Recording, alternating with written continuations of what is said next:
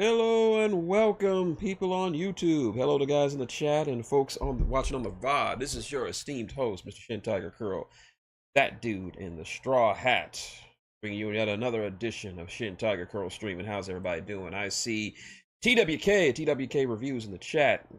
He just dropped a video for a review for WWE No Mercy. Watch that. Cop that shit. Needs more views. Get some views on him. I see you, Devil. I know you're lurking around and you got to close the store out, so that's okay. So tonight we're going to be doing some board games. Just having a little fun, just messing around, talking about stuff, and playing some board games because I love board games. But before we do that, you know what time it is. And T-Dub, since you're new here, T-Dub, been a few changes made, so watch the screen because you know what time it is. It's time to get out your guns, lock and load, because it's time to shoot the shit. That's right. Yep. Not much to talk about today, other than the fact, but we got some stuff to talk about in the chat. Yeah.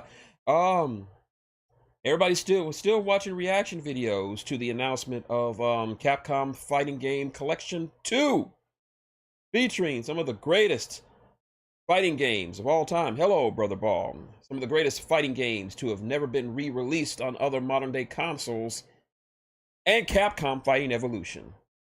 Yeah, that's right. I'm still running with that joke because it's so damn funny. Let's see. I don't know what the Artem Nikki situation is. You'll have to inform me about that in a bit. But yeah, everybody's still hyped for it. Maximilian Dude actually posted a video talking about some of the changes that were going to be made to CVS 2, which is one of my personal favorite fighting games of all time. And yeah, and he said that because of how they were going to be doing the it's gonna be allowing you to do the EO version of CVS 2, which the version I had, EO standing for easy operation, meaning that you could do like supers and special moves with a push of a button, so it'll make it easier. And he used the prime example of a technique that we call in CVS 2 called painting the fence. It's where you're playing as Bison and you're on, I think it's A groove, and you pop A groove where you just do a bunch of moves back to back and it all chains into one big combo. And he'll do this scratching motion and it looks like he's painting the fence.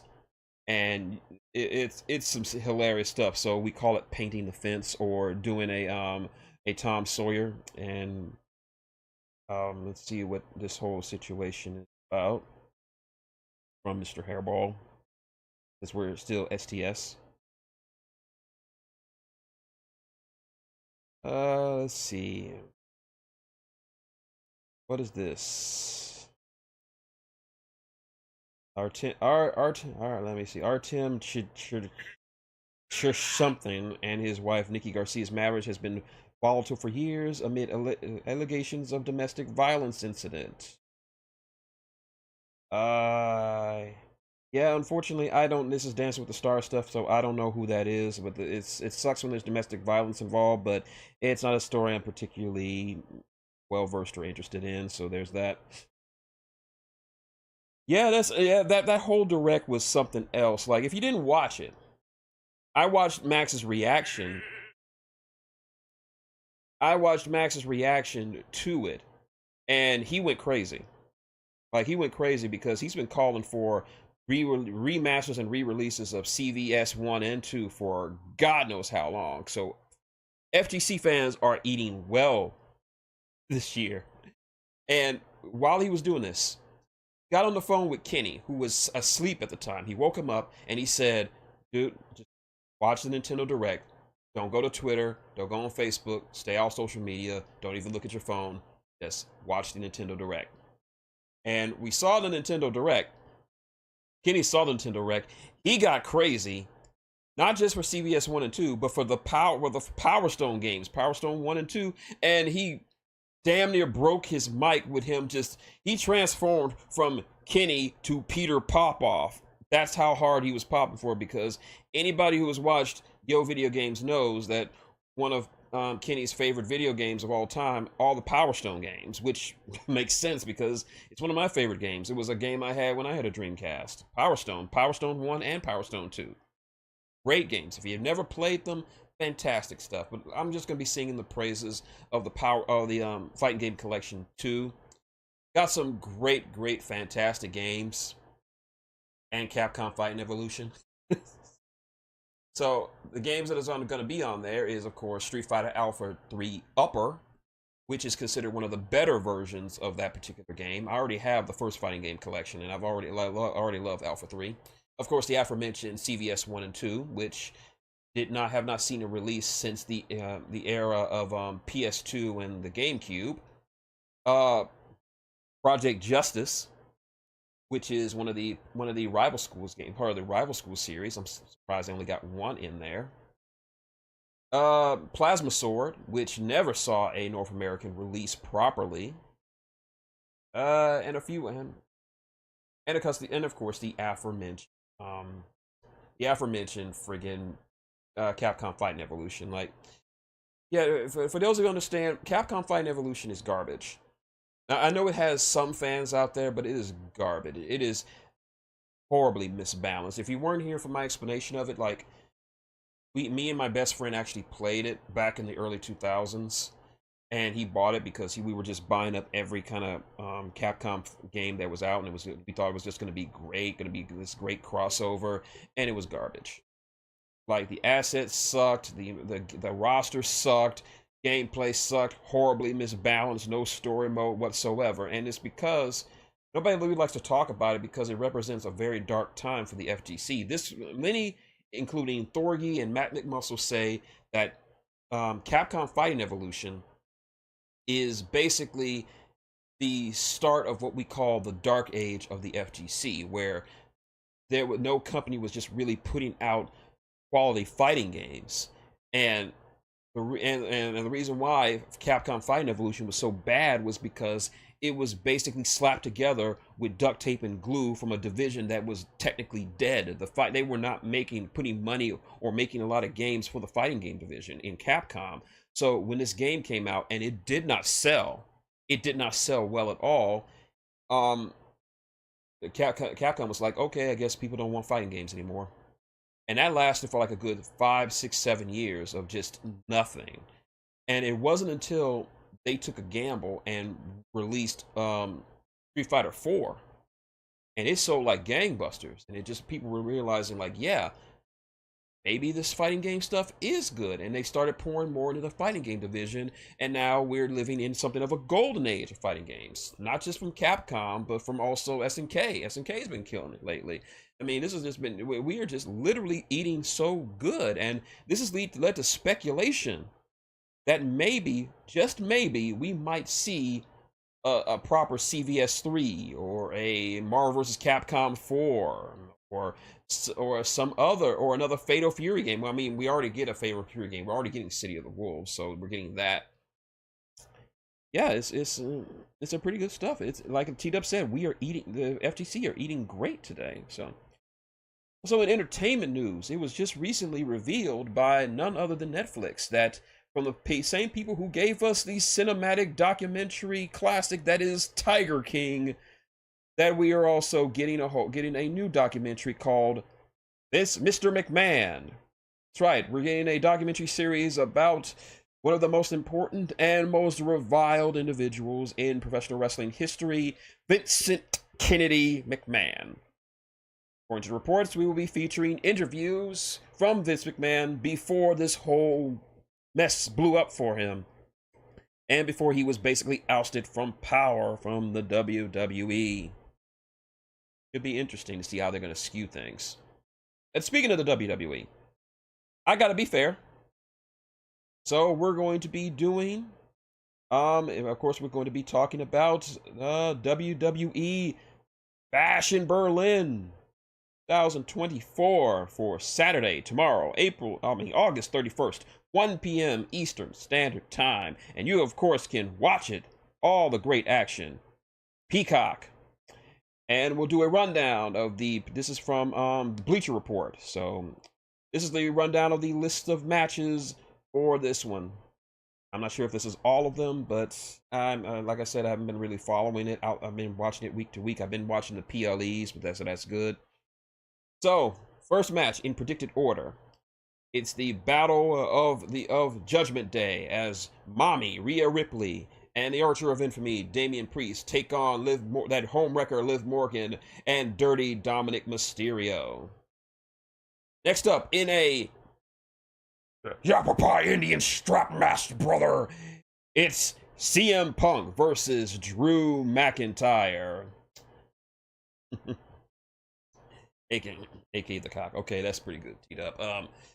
Yeah, I guess I just got word. Apparently, the strap master for this match will be none other than Larry the Dog. I'm not shitting you. Larry the Dog will be at ringside, handing CM Punk the straps, and CM Punk even gave out his promo like, Drew McIntyre, the match we had, the me interfering at your match at WrestleMania wasn't the answer to our problems. Us having that match with Seth Rollins as referee wasn't the answer to our problems. But as I looked down at that carrier, at that slow rolling carrier, and I looked down into Larry the Dog's eyes, and he looked back at me and he said, Yappa pie. That's when I knew the answer. The Yappa Pie Indian strap match, dude. Now, Drew McIntyre, this is what's gonna happen. The key to the Yappa Pie Indian strap match is the flexibility of the wrist, brother. So when I get you sucking wind, that's when I'm gonna look over to the strap master Larry the Dog and I say, give me Yappa Pie Indian strappers number 1. And that's when I pull out the leather and as I watch it, your back bubble and bleed. That's when I'll take it up into another level. I'll go back to ROH CM Punk and I will double strap you and I will never stop. Yeah, I had to do that. Somebody clip that. I'm gonna get some views from that. All right, enough of that. Enough hilarity. But WWE Women's Tag Team titles. Alba Fire and Isla Dawn defend against Bianca Belair and Jade Cargill. Don't really care, but oh well. For the undisputed WWE Championship, for the undisputed WWE Universal Championship, the champion Cody Rhodes defends against Kevin Owens. And what is being built here as the main event, the World Heavyweight titles on the line as Gunther makes his first PLE defense of the title against none other than the man who was intimidated by MGK, Randy Orton. I guess Randy just wanted to go up against somebody who was a bit more his speed, somebody he felt he could fight. I mean, Gunther, it's just that. He doesn't want any of MGK. MGK looks like such a badass. He's a badass. Oh, look at him, MGK. Yeah, Machine Gun Kelly, no, you are about as intimidating as a butterfly in a wet grocery bag. You're not intimidating at all. Zach Gowen is more intimidating than you. Yeah, Zach Gowen, the one-legged wrestler, he's more intimidating than you. Hell, I'll go even further. James Ellsworth is more intimidating than you, MGK. And that says something. So, yeah. That's the rundown as far as I can see. I'm still going to watch it, hopefully, but yeah, I said what I said. I don't care if MGK gets mad at me. What's he going to do? Make bad songs against me? What? Most famous thing that MGK has ever done in his career is getting washed by Eminem. He is not someone I'm afraid of. Oh, that if only he could power bomb him again. Hopefully through a barbed wire table, LPH. But let's see, nothing else to talk about today. Nothing else. One more thing. It is not a work. Apparently, someone did legitimately steal Maxwell Jacob Friedman's Dynamite Diamond ring just before he went to Wembley. I thought that was just a work in a storyline, but no, this is legitimate. This actually happened. His Dynamite Diamond ring is gone, and damn. People just don't know when to keep their hands off their stuff. At least they were able to work it in the story with Degar. There's that. So hopefully it'll turn back up. If not, then sucks, man. It sucks. Yeah, it is. So that out of the way, I think we've done enough shooting the shit. So Swerve got a pay raise, and well, of course. Why are the WWE legitimately pissed that Swerve got a pay raise? He's earned the pay raise. Dude has been fantastic since last year. Be mad. Yeah, I know you got a hard job with people stealing stuff at your job, Devil. So that really does suck. People be stealing. People be stealing. Let's see. Of course, Ace Vane released some new content. He released a new music video starring The Question called No Face. Basically, it's The Question rapping about questions that run through his mind. Yeah, he definitely LPH. Swerve is one of the MVPs of AEW. Goes without saying. Even though he lost the title, he did it was in such a way that didn't make him look weak at all. He lost to friggin' Bryan Anderson. What more do you want? He's awesome. And of course, tomorrow night you're gonna hear Nigel McGuinness absolutely hate on him, saying, "Oh look, we've got a weak champion. It was a travesty what they did. How could Swerve get cheated out of the world title by Britt O'Brien? I'll challenge him for the world title and take it from him and give it back to Swerve. We don't need that clam digger stinking up the AEW world title."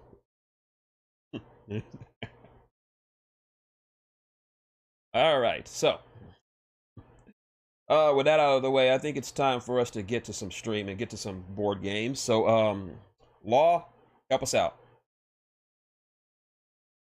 Thank you, Law. All right. I know I was the one of the board games that got the most votes was Gloomhaven, but unfortunately, it didn't go that way because for some reason when I was trying to set up, Gloomhaven just did not want to catch by my Streamlabs. So we're just gonna go with some of the other ones that I picked. So we're going to do tonight. We're going to be doing Chronicles: The King's Dilemma Chronicles. And yes, and like I said, these are all digital board games. These are all physical board games you can buy in any good board gaming store. I don't own King's Dilemma, but I'll enjoy playing this game, but I'll have to refresh myself with it.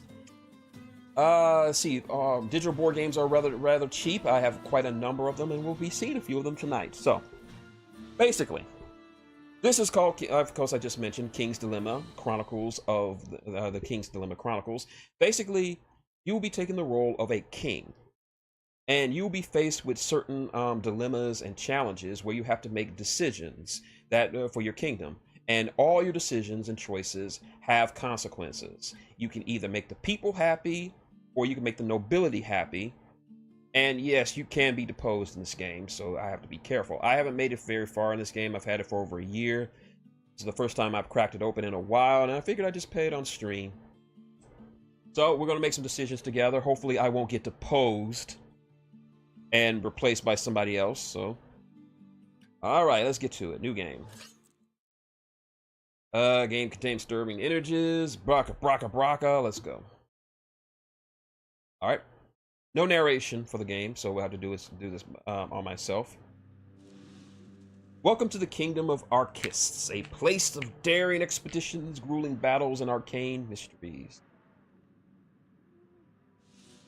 Located in the northern continent of Lywick, Arkists is one of the largest kingdoms of the known world, but not the only one. The Kingdom of Mir to the northwest advanced both culturally and technologically. The small and harmless Kingdom of Stiladia to the south with its stingy lands. I'm sorry. The Republic of Cal Palace. I'm butchering these names on purpose because I'm not even going to try to pronounce them right. To the northwest, commercial abilities beyond all imagination. The Kazukani Empire to the east, where the emperor lives in opulence while the people struggle. The southern continent, barely explored, is only known for the fierce ivory desert and the tales and legends shared by the few foreign travelers venturing into the lands.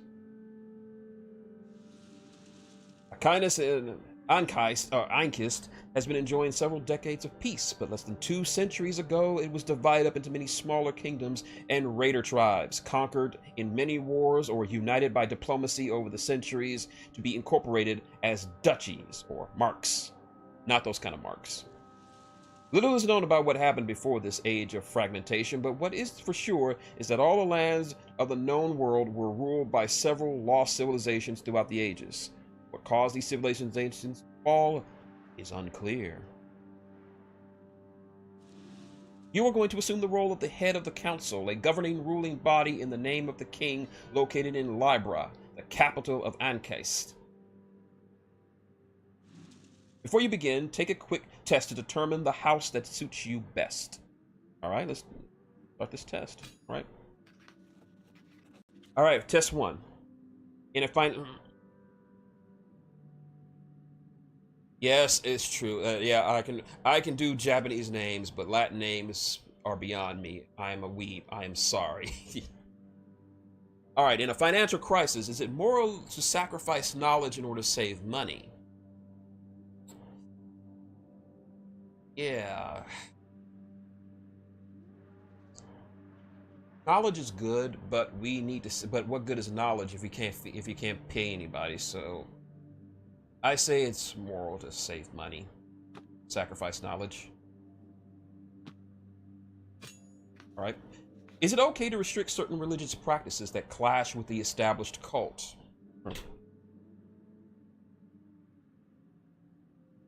It depends on what those religious practices are. I mean, I'm all for going to church and doing all kinds of stuff. But if you're like sacrificing dogs or something like that, or I don't know, drinking blood of infidels, that's going to go against you. So I'm going to say aye. If a neighboring country gets invaded, do you step in to support them? Loaded question. It depends. Is the neighboring country friendly with me? Are they douchebags with me? And also, do I have the appropriate military force to support them? You know, I'm going to be a nice guy and say I'm going to step in and support them. With childbirths on a decline, do we strongly incentivize families to have children? Well, if the childbirths are on the decline, we need to get the birth rate up. Each house has a different long-term goal, and each of us has a long-term goal and backstory, which affects the mutual relationships and affinities. Select the info to read about the 2 houses and make your choice. Okay. All right, we got 2 houses to choose from. We got Cran and Coden. Let's look at Cran first. What is known about the Marquess of Cran was once the heart of an ancient Sibyllian league when it was at its peak, but following centuries, it fell into disgrace and became a poor country. But all that changed after you joined the kingdom of Einkist in the year 120. Your family had the opportunity to invest in mills and vineyards, turning your people's fortunes upside down. The wine produced by your lands is infamous for being the best in the kingdom. It is also known as Drunk Skull. Cran has a terrible reputation for its bloodlust. The neighboring kingdom of Siladia often complains of the constant raids supposedly carried out by the Carnads. Even if your family, if you puts responsibility for these attacks on the bandits of the south and southern steppes, the raids are actually carried out by your troops disguised as raiders, who often rob merchants that are small poor kingdom, tormenting its people. Even desert nomadic raiders dare not approach your borders because of your sinister reputation. People of the other Einkist duchies and marquesas believe that Cran is a den of cutthroats and publicly disapproves of raids, but secretly they are grateful for your existence because you guarantee the security of the southern borders. However, you hope they hope that you never completely take out the external enemies, so that your appetite for violence is never sated. Okay, and their motto is tranquility in death. All right, we got Coden. Among the the Duchy of Condon formed the original nucleus of the Ankeist Kingdom, the bordering between the two Imrock River, and the fact that Condon was all for Anats, the natural outlet of the sea, letting them trade and give each other mutual support, which quickly resulted in a strong alliance and eventual unification. The old Tree King, your ancestor, had no male heirs. When his daughter married the son of the king, their heirs joined the two kingdoms, and the first seat of the kingdom of Ankeist was placed. Because of this, your family has the privileged relationship with the royal family. When you joined, you do so as an equal, and as such, you wouldn't be vassals of the crown. At the time, the unification between Natsara and and Coden led to the newly formed Ankeist Kingdom, which became hegemonic over the other small neighboring king realms. You always rely on the royal family for your protection, preferring to invest in trade and agriculture rather than arms and army, a strategy that has been successfully tested. Being right in the middle between two fertile lands and the fishing sea of Chile, your people rarely suffer hunger, and your family is one of the richest in the kingdom. You have the reputation of being hospitable and friendly, but also decadent and unmotivated. Okay, so we got two choices of houses that I'll represent. Cran is basically a band of cutthroats. They keep the southern border safe, but they're also very, very bloodthirsty. On the flip side, you got Coden, which kind of just has their motto: "The forest grows strong."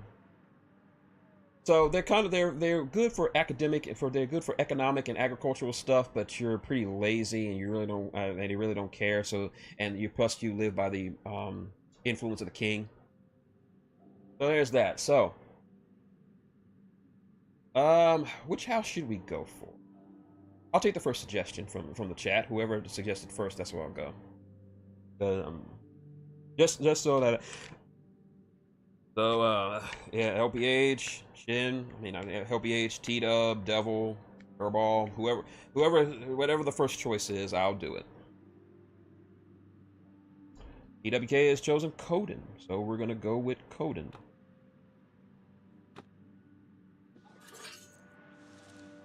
A group of scholars from Libra have recently discovered that ancient chronicles often blame a, quote, black circle, a dark rising sun, a cursed eclipse, or other similar images for causing the demise of many past empires. After observing several clues in the recent years, historians have started speculating about the existence of a secret society that has been leading civilizations to oblivion for centuries. This organization is referred to as the Black Dawn. Some think they are a force of chaos, others view them as an engine of creative destruction, and some view them as heralds of a new dawn, harbingers of progress and change. When their true nature, whatever their true nature is, it seems a huge battle is coming.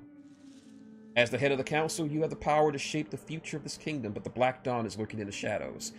Existence, threatening and yet intriguing.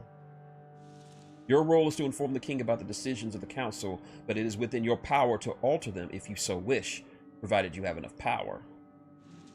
It's time to begin. A new king is about to be crowned. How will the future of Ankeist unfold? Alright, let's do this. The King's Dilemma.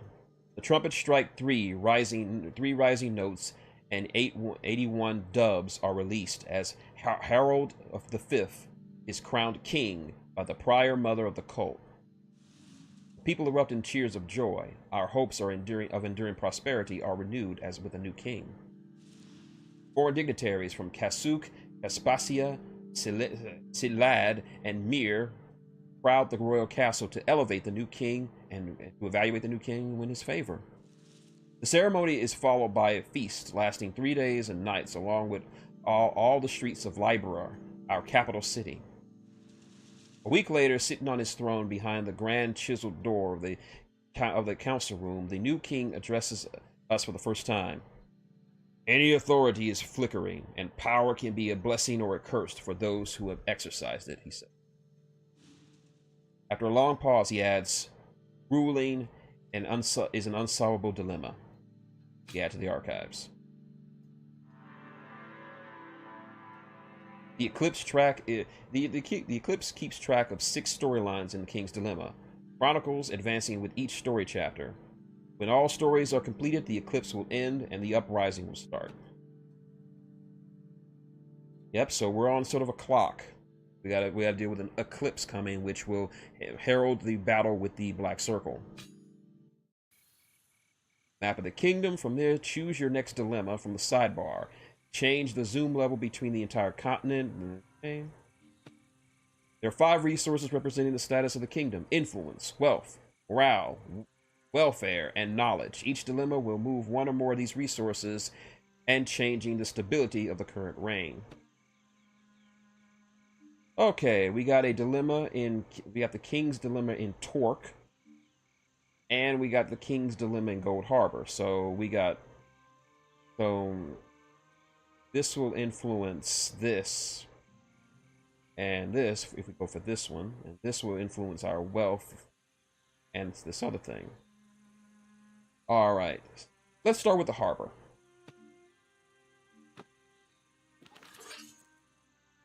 All right.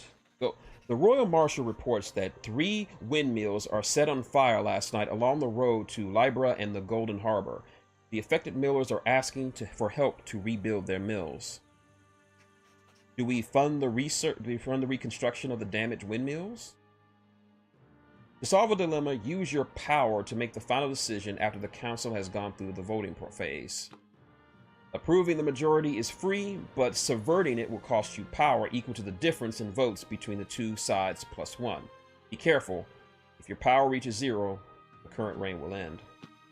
Solving a dilemma moves the resource track as predicted by the red and blue gauges. The amount by which the resources moves will be revealed after the vote. All right, our first big dilemma. Like I said, do we fund the reconstruction of the damaged windmills? 3 council people say aye. If we say aye, if we join with them and say aye, we could increase our wealth, but this will go down.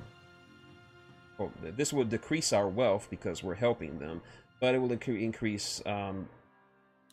This will increase the welfare of our people. Huh.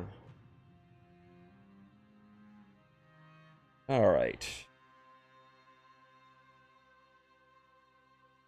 We will take a hit for money, but I think our people need to be cared for. So I'm gonna say aye. With the monetary help of the crown, a small squad of carpenters is hired to rebuild the burnt-out windmills with the most advanced techniques available. After the work, we are informed that they have noticed the smell of an unknown alchemical substance at all 3 locations.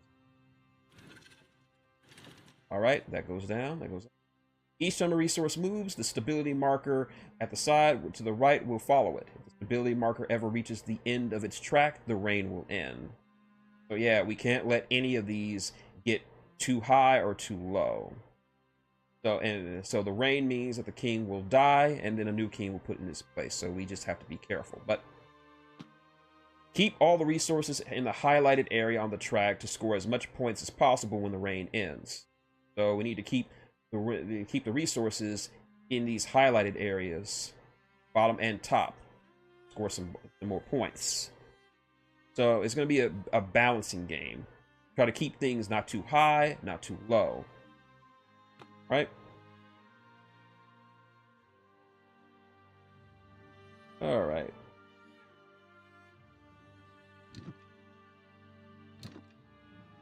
These are the archives. Collect information about past reigns and all recorded history in the kingdom. Check previous chapters and okay, all that stuff. All right. Continue. All right, that's one dilemma down. Let's go to Torque. As in Peter Torque from the Monkees. All right, the High Commander has received a message from our soldiers stationed at the troublesome northern border at the Mark of Torque.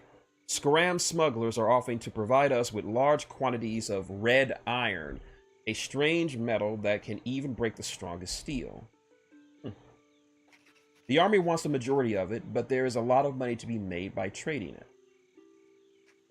Do we reserve red iron, a strong metal, for the army? With each dilemma, the time counter on the right will increase. When it reaches the space with the skull icon, the king has a 50% chance of dying, or 100% if it reaches the final space. So, yeah, this is going to be it's going to be a timer thing. Okay, we got one house saying they want to reserve it for the army and 2 against it. All right. We say yay. If we go with the suggestion, our influence will go up. But if we say nay, then our money will go up. Now, yeah, the king has a 50% chance of surviving Scott Steiner. A sacrifice. But does that mean the king is actually Samoa Joe? We'll see. All right, so there really is no negative connotation to this. We'll either get more influence if we reserve the metal, or we'll get more money if we sell it.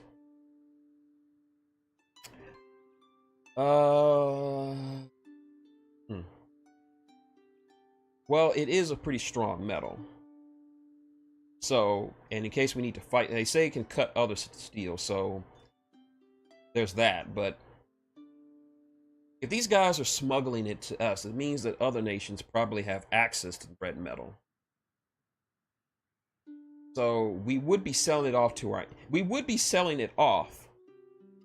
but our enemies would get a hold of that red metal, and we wouldn't be able to. Well, how do you defend against the red metal if we don't have any red metal? And even if we do get a chance at it potentially in the future, the price might skyrocket. So we might not be able to afford it, and since our money isn't exactly the best right now. You know what? I'm gonna keep the metal. We're gonna keep it. We're going to keep the metal. A strong economy requires a strong army to protect it. The High Command contracts the smugglers to establish this operation. A steady flow of red metal from the mostly unexplored lands of the Flola Fara Mountains is supplied directly to the smiths of the army, with only a little remaining for our merchants.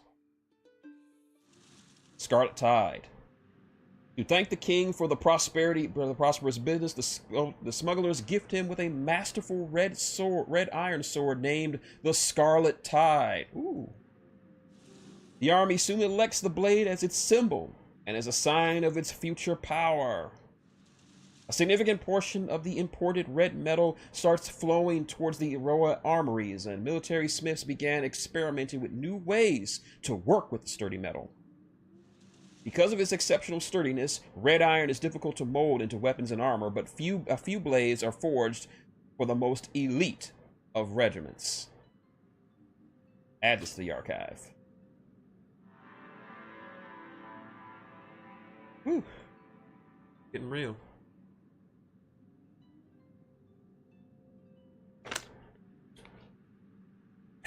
All right.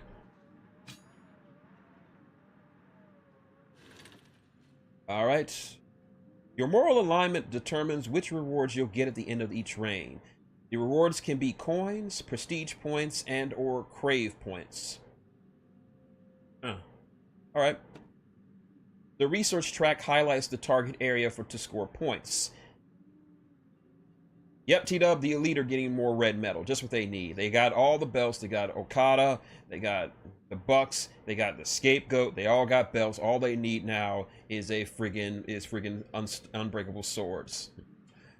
Okay, the more resources it hits the target area, the more rewards that you will receive. Above the research track, there is a preview of your rewards based on the current position of the resource and your moral alignment. All right, so this is what we'll get towards the end. All right. Okay, we got Starlit, we got the Dune, and we got the Brown Hills. Let's try the Brown Hills.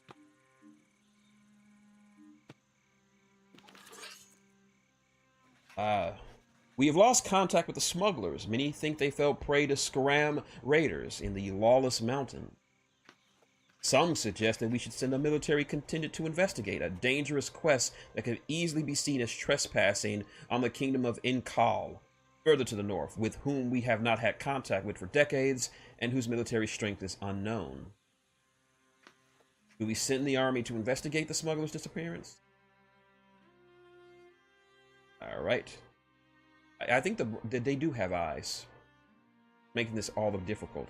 When you vote against a council member, your relationship will worsen and they will eventually become your enemy. Vote in accord with a council member will improve your relationship, and if it reaches the maximum level, you can spend coins to form an alliance. Okay. All right, we got one that says they want to send an army, but two that want to go against it. All right. So we'll gain. See, if we go this way, we'll lose welfare, but we'll gain knowledge. All right. But if we go if we decide to go against, we'll lose both morale and we'll lose knowledge.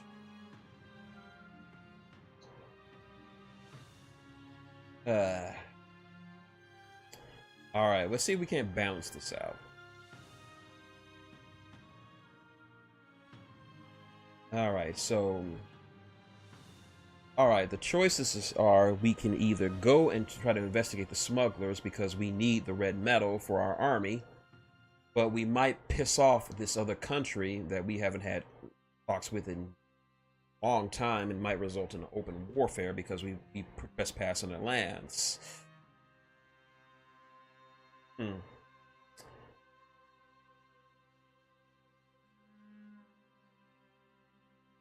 I think we, all right. Welfare, you know what? We can't afford to, we still need that red metal. So I think we can afford to, I think we can afford to see what happened to them. Might be good, might be bad. We have to keep our red metal scarce. We can't let the young bucks and the others of the members of the elite have it all. We got to have it for ourselves. So, spend some power. Our soldiers leave Torque, heading to the harsh Falafura Mountains. A few days later, only a handful of them come back. The survivors tell that they found the smugglers' camp and their corpses near the Inkal border, but were attacked by a handful of extremely skilled fighters bearing red iron weapons and armor. Oh, shit. Despite the superior numbers, our soldiers barely managed to escape. Solving certain dilemmas will have permanent side effects on the kingdom. When this happens, a chronicle will be registered on the table above the research track. Their effects, either positive or negative, are applied to the corresponding resources at the beginning of each reign. Positive chronicle moves the corresponding resource, and negatives move them down by the same amount. The sacrifice of our soldiers on the north border gave us insight to the kingdom of Inkal's military strength and way of fighting. The prospect is further research on the subject excites our scholars. Add this to the archive. Iron that pierces the sky. Despite the relatively short distance, contact with the kingdom of Inkal has been lost for decades. The bitter lands that divides us allows very few exchanges. And they've never been much to offer. They never had much to offer anyway. Though they were a militaristic society, we consider the Inkali as inoffensive as the Scarams, nomadic tribes living in the unclaimed brown hills that have eyes along with our borders. Yet despite their numbers, it seems that they have become a threat thanks to the red iron. They must have discovered it only recently, but they've mastered it harvesting and smelting it much better than we have. The scouts we sent even sighted the impressive fortress reinforced with a huge iron plates that they call the Crimson Keep. Well, these guys say screw the heavens. They don't like the heavens, right? Alright, add it to the archive.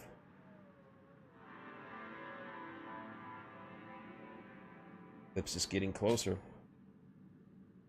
Alright, we sent them. If a resource is moved twice in a row in the same direction, it will move one more additional step. The The icon color will show that the last direction in the resource has moved. White if it moved up, black if it moved down. Right? At the second time that the resource moves in the same direction, it will gain momentum marker and move 2 additional steps. Okay. So it's beneficial to have some of these moving in the same direction to Crisis in the Throne. Alright.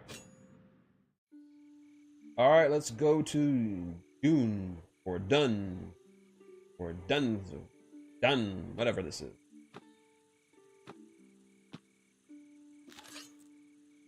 Right? Cerilio, a Cordarian merchant from Dune, has taken an interest in the Scarlet Tide, the King's Red Sword. He's offering a kingly sum to purchase a replica.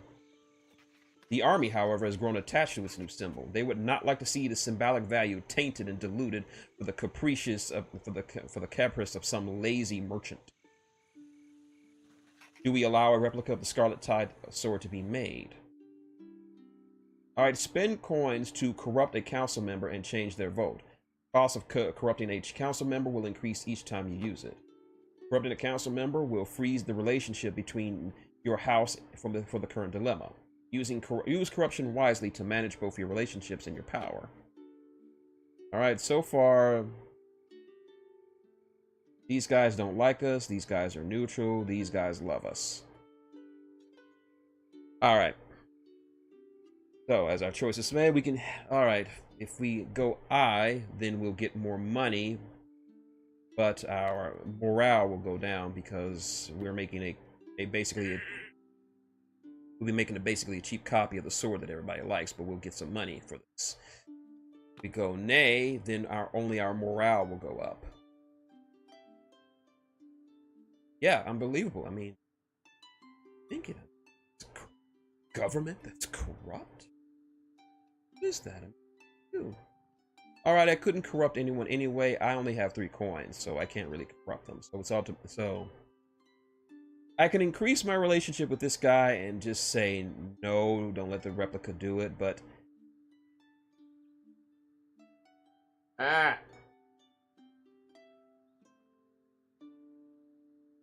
Hold on for a second.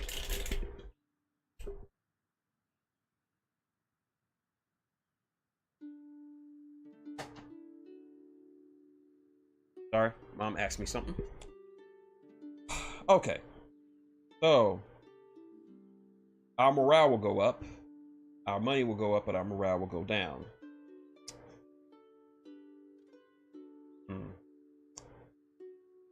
I want to keep the sword because I don't want any replicas made because I don't want some cheap copies out there.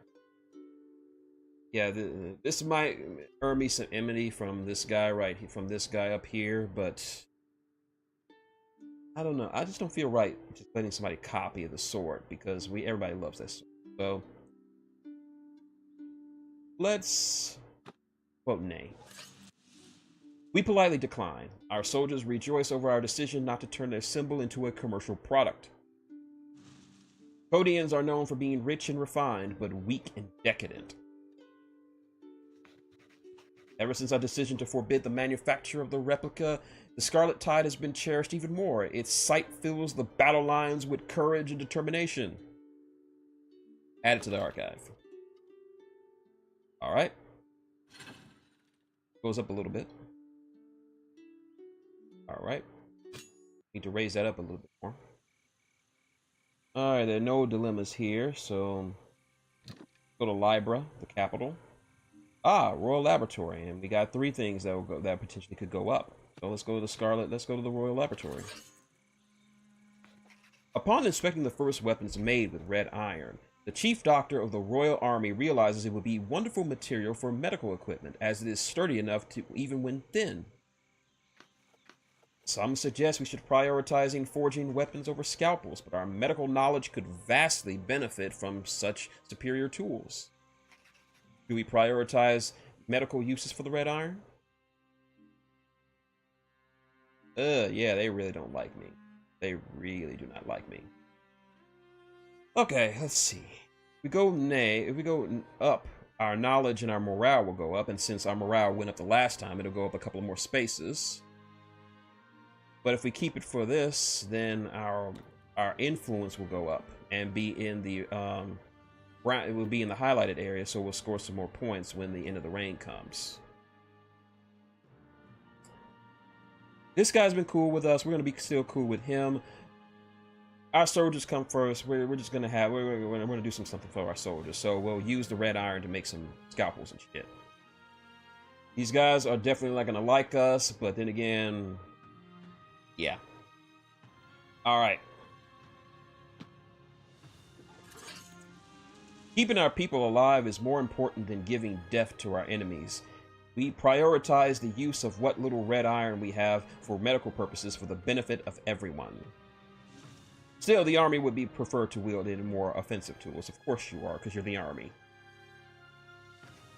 The invention of more agile medical tools made with red iron allows unmatched precision when incising the human body, brought great enhancements to our medical knowledge. Okay. Yeah. Yes, indeed, T-Dup. Life is better. Let's add it to the archive.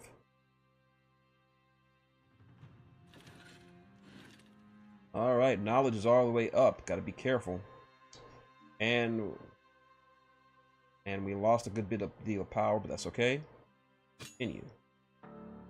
Oh, the king has abdicated the throne. Oh, shit.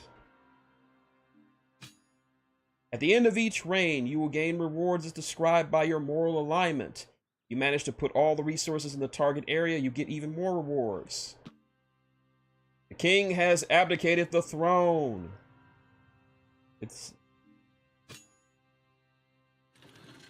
Everything's reset. All right. At the end of each reign, you have to choose the moral alignment for your heir to the head of the council. The longer the reign, the more moral alignments will be available. All right. Let's see. All right, we're going to choose our heir for the next king for the next council meeting. So he could be a moderate. So one white crown for every white resource and one black crown for every black resource in the central track. All right. One additional crown and one additional if all resources of the center are in the center track. Okay. He could be opulent. Gain a white crown for every resource in the upper half of the track. Gain 2 additional white tracks. Gain 2 if all the resources are in the upper track. Or he could be a rebel. 1 white crown for every one in the upper track. For every one in the lower track. 1 additional for one if all the central area is empty. GW, you seem to be to know your shit. What will our pick one? I'll let you pick. Moderate, opulent, or rebel for our heir to the head of the council.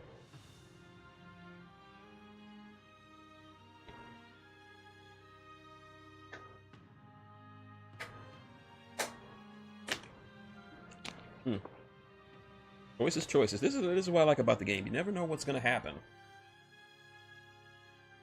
I was expecting the king to die. I wasn't expecting him to just straight up abdicate the throne.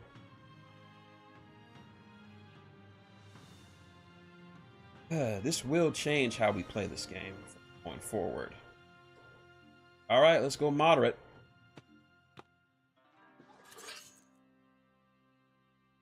Spend your prestige and crave points to prepare for the uprising. Each preparation shows its rewards and the required number of reigns to be completed. Rewards are collected at the beginning of each reign after you complete preparation. Additionally, most preparations unlock a dilemma that you will face in the uprising. All right. Our preparation. We could spend. we could spend it on medical supplies and red iron tools, precise and sharp tools that are hard and expensive to manufacture. They look like lethal weapons more than medical tools, but they can make miracles if placed in the right hands. Okay. You could build a royal treasury to store the riches of the kingdom in a secret room inside the castle keep. And we could study the terrain around the capital, will allow construction of underground structures and resources. Okay. Let's see. Get 4 coin.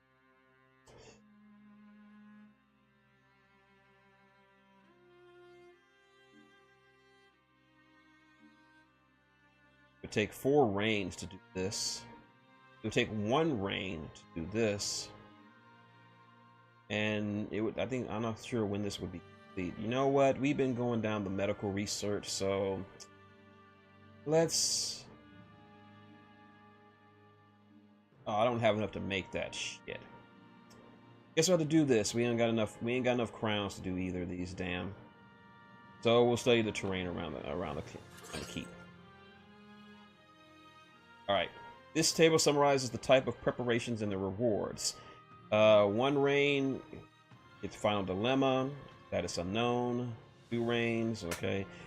This preparation takes 3 rains to complete, unlocks a final dilemma, and rewards you with 3 crowns at the beginning of each reign. This preparation also ends the reign at the end of this reign and unlocks another preparation. You will unlock more preparations as you progress through the campaign, so visit the screen frequently to prepare for the next big battle to come.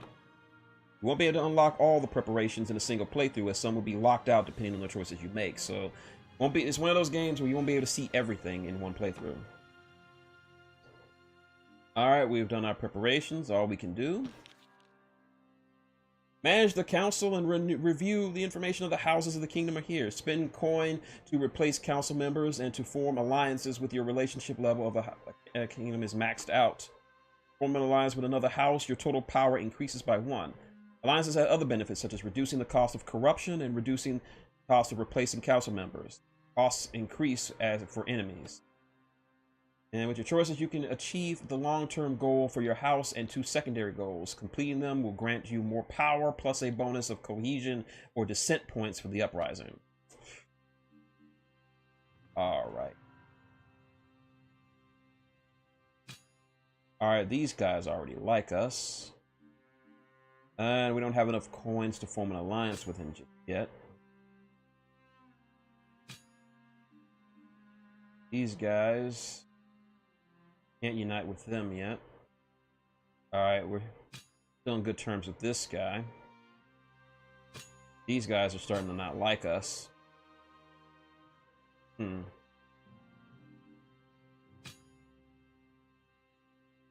Alright.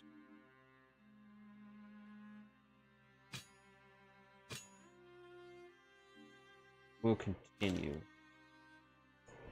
Find all previous tutorials in the pause menu. Okay. Alright, we're in a new era. We got a new king, so...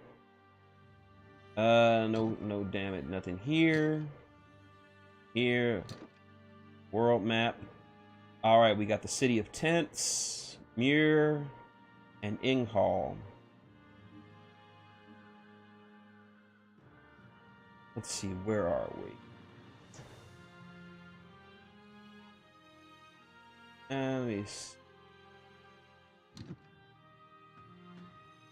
Alright. Yes, we're in the new era. Everybody talks about it. We're in the new era. Okay. This could go up.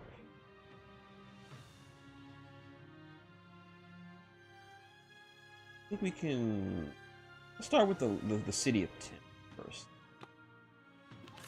Okay.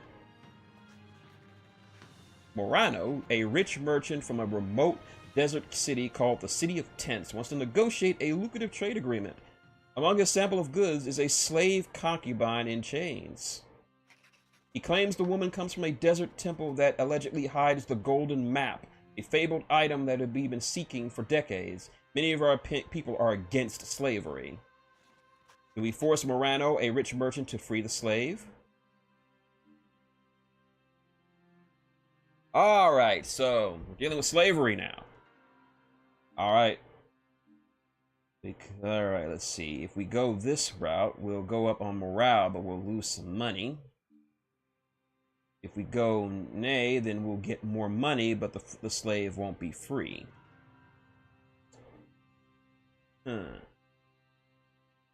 Okay, if she does have this golden map, and we've been looking for it.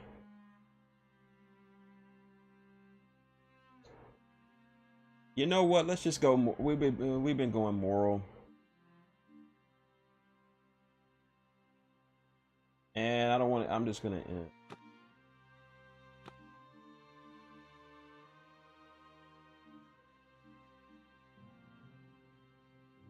Let's. I want to see if I can corrupt this guy. Do I want to? I don't want to spend the unnecessary money.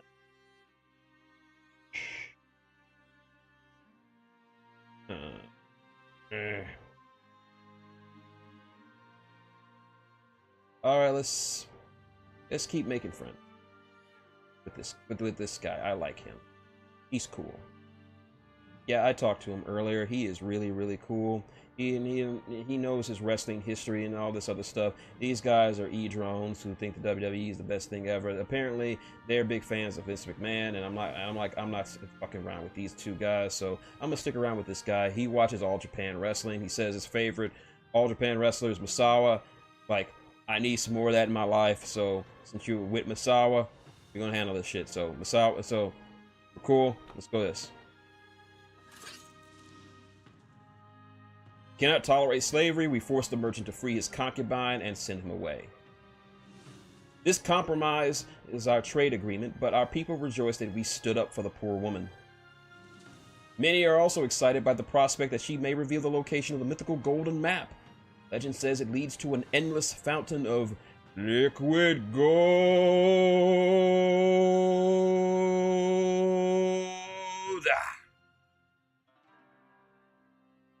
If you get it, you get it. Alright, our choice to free the merchant slave compromised our relationship with the southern desert lands before it even started.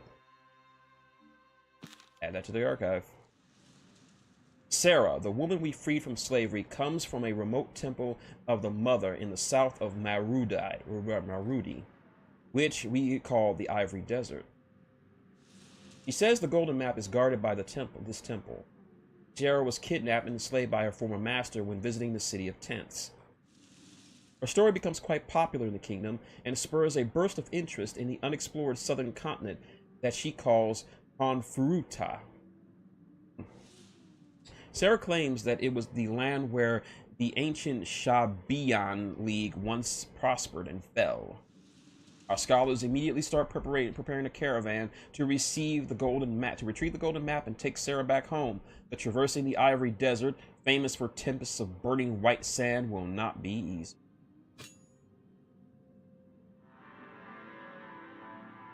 All right then.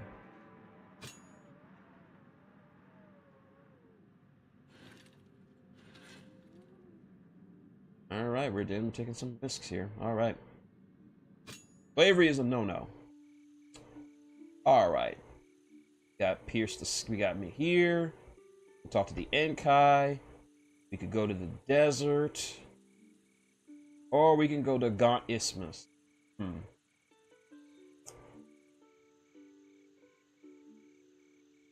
Let's see. Gaunt Isthmus. You know what? We could use some more morale. I want to try to get the morale track up into the top part because it's closer. So we're gonna go to Gaunt Isthmus. A distant reward. The Ixurs, a nomadic tribe living in the unclaimed lands of the Gaunt Isthmus, south of the Mark of Cran, are asking to join our kingdom. Ixurs could strengthen our army. They are excellent warriors and camel drivers, able to exploit the few resources offered by their arid steppes to survive. Many, however, are distrustful of their barbaric customs. Do we welcome the tribe of the Gaunt Isthmus into our kingdom? Alright, if we say we're going to bring them in, we'll bring down our morale because they don't like those fucking barbarians. But this also could bring up our influence and our morale because we're throwing them out. All right, we're gonna play the long game for a bit. Now, what kind of barbaric customs are we talking about? Do they eat people? Do these barbarians eat people? Are they like a tribe of Jeffrey Dahmers or something? If not, then it'd be cool to have them there. I mean, like, I'm a very tolerant person. So, are they just mean ass? Are this just a bunch of Conans or a bunch of Jeffrey Dahmers? Because I don't like Jeffrey Dahmers. Jeffrey Dahmers eat people, but I like Conans. Conans are awesome. You know, we still cool. But we don't know what they do. They just say barbaric customs. Like, that could be anything. The most barbaric thing I could think of, they could be putting pineapple on pizza. But I mean, I don't know. I mean, they could be putting pineapple on pizza. That's why people don't like them. But they could strengthen our armies. I mean, as long as they keep that shit away from me, keep that pineapple shit away from me, I'm all cool with it. But if they're like a tribe of Conans, I want some Conans on my side. You know what? Let's welcome them in. I mean, what's the worst it could be? Like pineapple on pizza. As long as you keep that shit away from me, we're cool. The Ixor's night chants keep many people awake, and more than once their brash and inconvenient attitudes bother our men and women alike. Ixor camel riders excel at speed and skirmishing and make excellent vanguards for our infantry. Okay?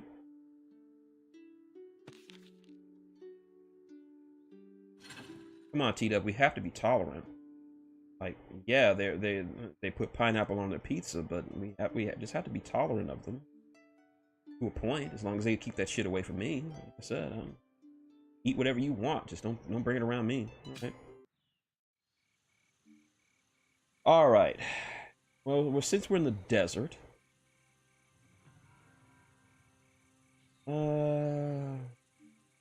these Inca people have been bothering me, so let's deal with these guys right quick. Increasingly, rumors of the fierce kingdom of Incal worry our people. Many think we should recruit more soldiers among the peasants to patrol the unclaimed lands north of our border. Scholars believe we should instead investigate the customs of the Incal to ascertain whether they really are a menace and to clarify the misunderstandings caused by the smugglers. Do we recruit more peasants into the army? Ooh, that's a big nay. That's a big nay. Alright, if we say yes, influence will go up. But if we say nay, then our knowledge will go up. Well, peasants need work too. I mean, you never know. I mean, peasants are pretty cool. Okay, I mean, but if we say nay, then we don't have to really need peasants in the army. I mean, they're peasants. What the fuck are they gonna do? These guys apparently are really like beefy fucking warriors, and they kicked our shit in last time we went up there. So sending a bunch of peasants is not gonna help.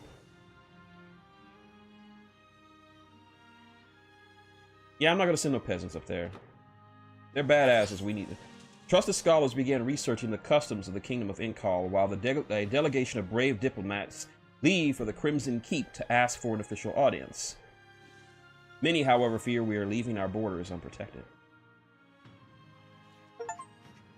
Oh, okay. Our decision to investigate the culture of the kingdom of Incal sparked the keen interests of our scholars, fascinated by their unusual customs and habits. Put it to the archive. Oh, we got some new artwork. Okay.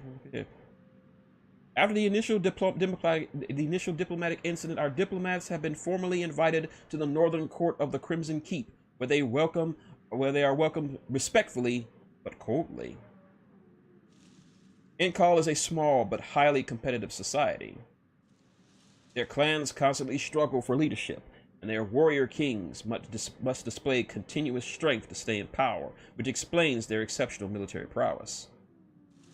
While some might regard them as barbarians, they are organized and disciplined. Serving in the army is the highest honor for them, reserved only for those proven might and impeccable courage. Though few in number, they are proven a formidable foe. Still, they are honorable. So long as they are not provoked, they should pose no danger. Okay. So they're like a group of, they're a small tribe of Chads, and they're just gonna fight amongst each other. So we just gotta leave them, just leave them the fuck alone, and they'll leave us the fuck alone. Yeah, I don't want to fuck with this guy. Look at him. He looks like Bruiser Brody. I don't want to fuck with King Bruiser Brody. He might end my shit. So okay, King Bruiser Brody, we're not gonna leave you. We're gonna leave you the fuck alone. Please don't eat our ears or any of that other shit. We know what you do. You're the man. Cool. Are we cool? We're cool. Okay, we're cool. All right. Keep going. Yeah, they're dude bros. Oh, knowledge went up into the black. Okay, we'll score some points when this reign is over. You know what, man? You know what, T-Dub? They're gonna, instead of Bruiser Brody, I'm gonna make them a tribe of biff tannens. They're a tribe of biff tannens. What do you want, butthead? Wait, hello, butthead. You sound like, you know, how is it gonna sound for me people reading decrees written in your handwriting? Hello, McFly. Now we'll leave you guys alone. Now make like a tree and get out of here. Okay, your lordship, Biff Tannen. I mean, it could have been worse. I mean, it could have been Mad Dog Tannen. He'd be more slobbery. All right, let's see. We know thy enemy. You can know thy enemy in the four mountains. All right, we know a lot about Encall. We know that Lord Biff Tannen. Like, we don't want to fuck with Biff Tannen. So let's go to the mountains and see more if we can know more about the Scram guys.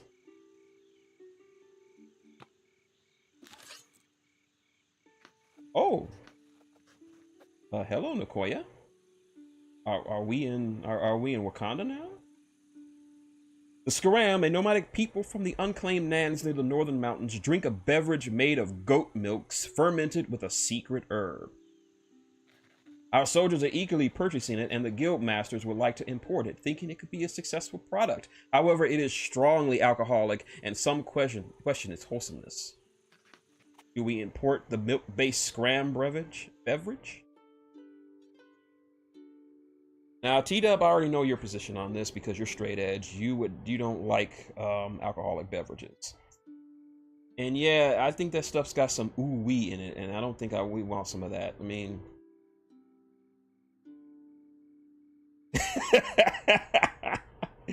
You got eggnog in my goat milk.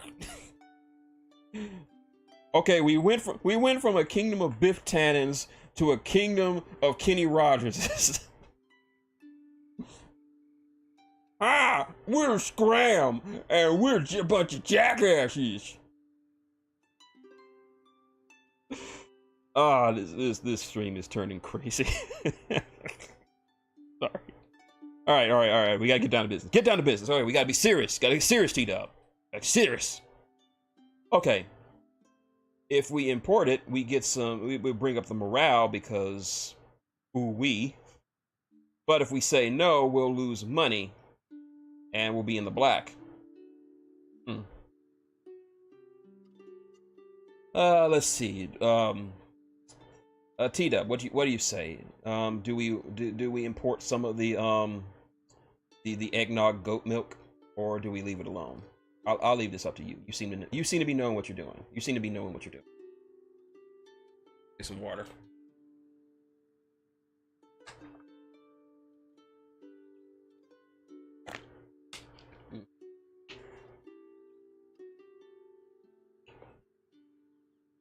So we import the goat milk.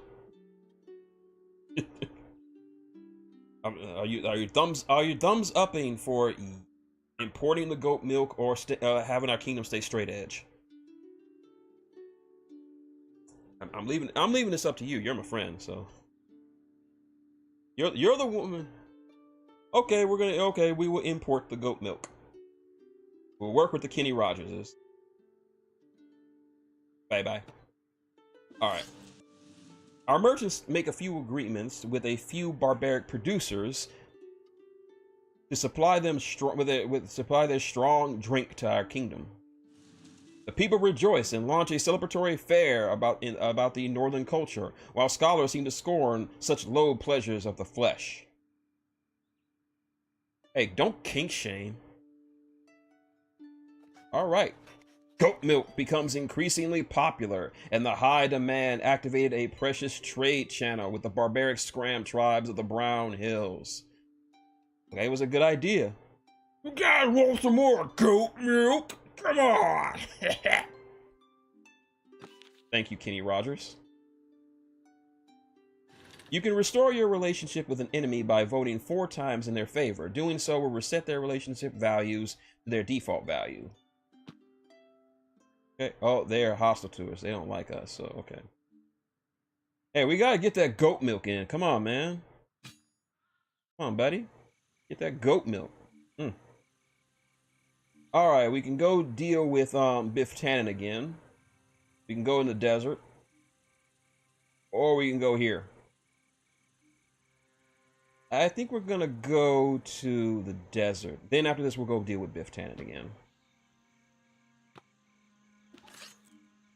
Alright, distant reward. Laszlo, a botanist, requests funds to study the poisonous red cacti covering a small area of the Ivory Desert. So he's going to see Hey Dude because he's talking about that killer cacti. Hey. Okay. Some believe that some of them believe to be tears left behind by Orsla, the saint daughter of strength, while she took the burden of humanity's brutality upon herself to free us from it. Do we fund Laszlo's research into the red cacti? That might be him, Tita. Okay, this will reduce our relationship with him.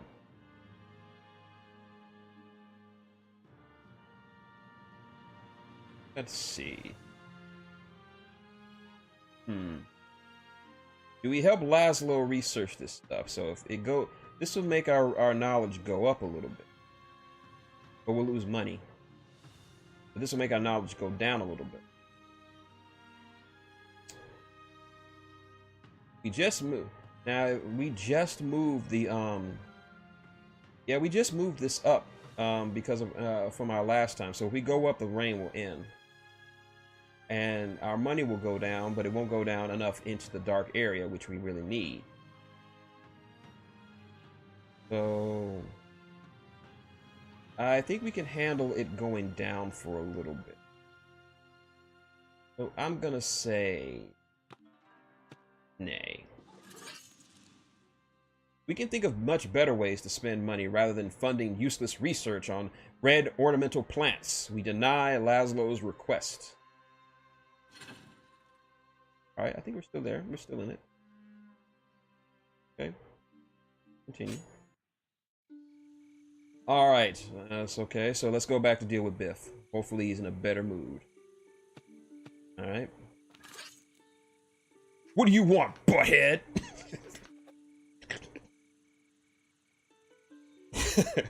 Gutlab, a disgraced and exiled Inkyli clan leader, approaches our diplomats. He's plotting to overthrow the current king of Inkal, Biff Tannen, and he's asking for our help. The army wants to support him. The new leader would be our ally. Our diplomats, however, believe we should reveal this plot to Biff Tannen to prove our honor. Do we help Gutlab to exile and dethrone Biff Tannen? Alright, our bud here is saying we should help him, but these other two are saying nay. Nah, I can't do a Beavis impression anymore. At least not a good one. Do we do we help him okay, if we help him dethrone, our influence will go down. But if we do this, our money will go up as well as our influence. All right. We'll get more we get because the way we chose our diplomat, a moderate, our stuff will go down. But it also could potentially lead to the death of our king, resulting in the end of the reign.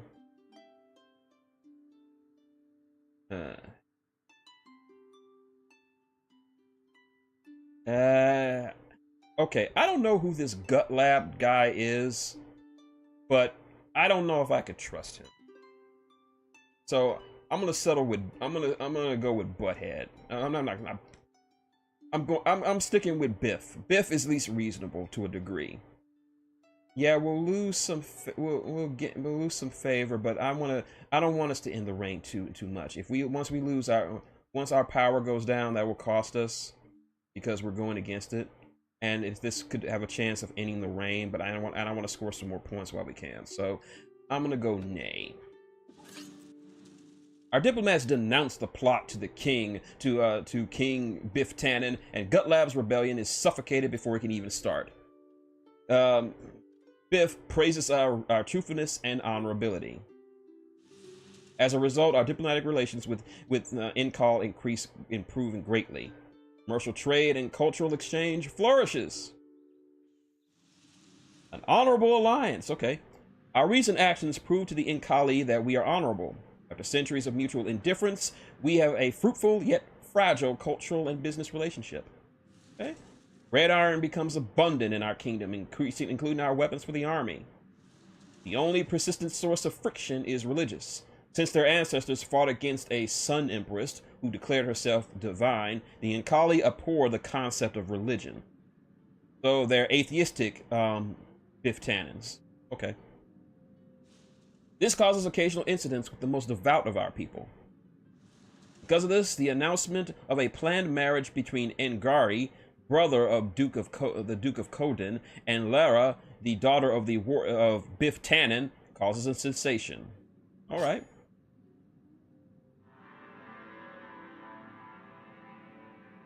Be close there. Be close. Good job, butthead. Now I'm gonna be all nice like. Again, I'm gonna tell you, make like a tree and get out of here. That King Biff Tannen is an incredible monarch. Truly, Alexander the Great has nothing on King Biff Tannen the First. Yeah, after this, I'm gonna make a thumbnail of Biff Tannen of Biff Tannen's face superimposed on King Henry VIII's face with the words, "What do you want, butthead?" I'm gonna do that. I'm gonna do that. Okay. We got some problems here in the city.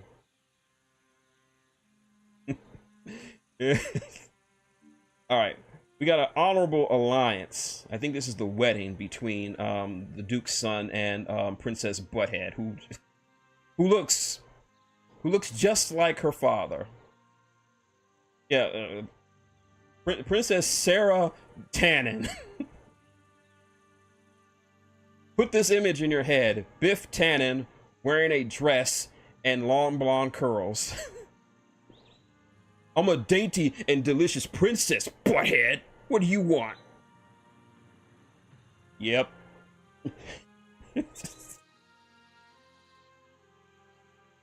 Yep, Biff beat up the Doc and Marty and took their stuff. All right, let's go look at this wedding between Sarah Tannen and this guy. All right. With her surprising fighting skills, Lara fascinates the people of Dune. Yes. Everyone watching this, you now have an image of Biff Tannen with big, luscious knockers. My eyes are up here, butthead! I know these some great titties, but you can't. But you're gonna respect me, or I'm gonna beat the crap out of you. Fucking butthead. All right. I'm sorry. I'm sorry. No, I'm not. All right. Many believe she embodies the spirit of Tilde, the saint daughter of courage and war. A memoir titled Confessions of the Soldier Princess has been spreading, inspiring our nobility to take a more active role in societals as Inkai nobles do. It is, however, a proven forgery.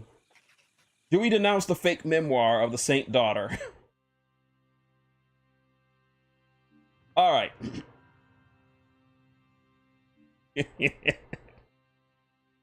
Yeah, apparently Richie from Pokemon and Biff Tannen went to the same cosmetic surgeon.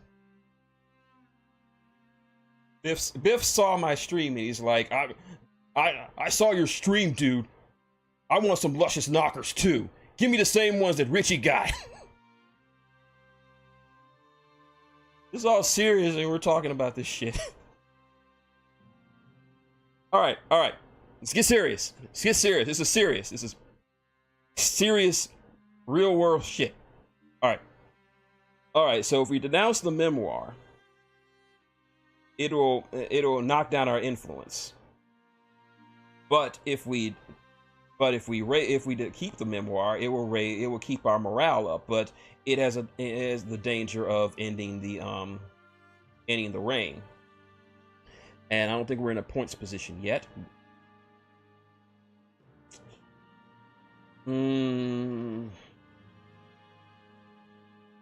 Yeah, this would definitely end the reign.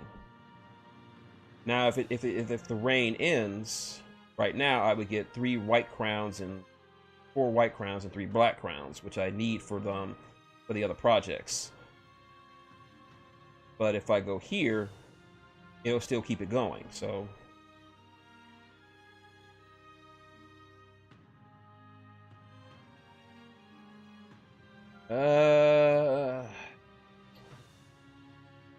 Let's denounce it. I'm not ready for the reign to end just yet.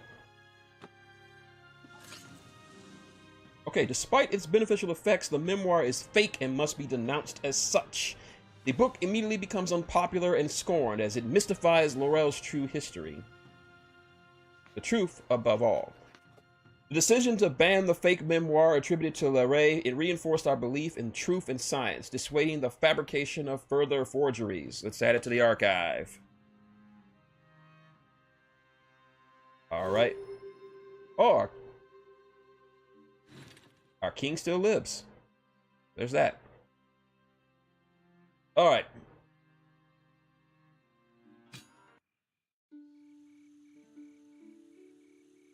All right, we got the wedding. We finally got the wedding between Ed and Sarah Tannen. Let's see what kind of event it is. All right. The wedding between Laura and Edgar has been reportedly delayed due to riots in Dune caused by zealots trying to force the Duke to break his brother's engagement to the godless princess, they say. The honor-driven Inkali, though, have been quite upfront. Canceling the marriage would have severe consequences.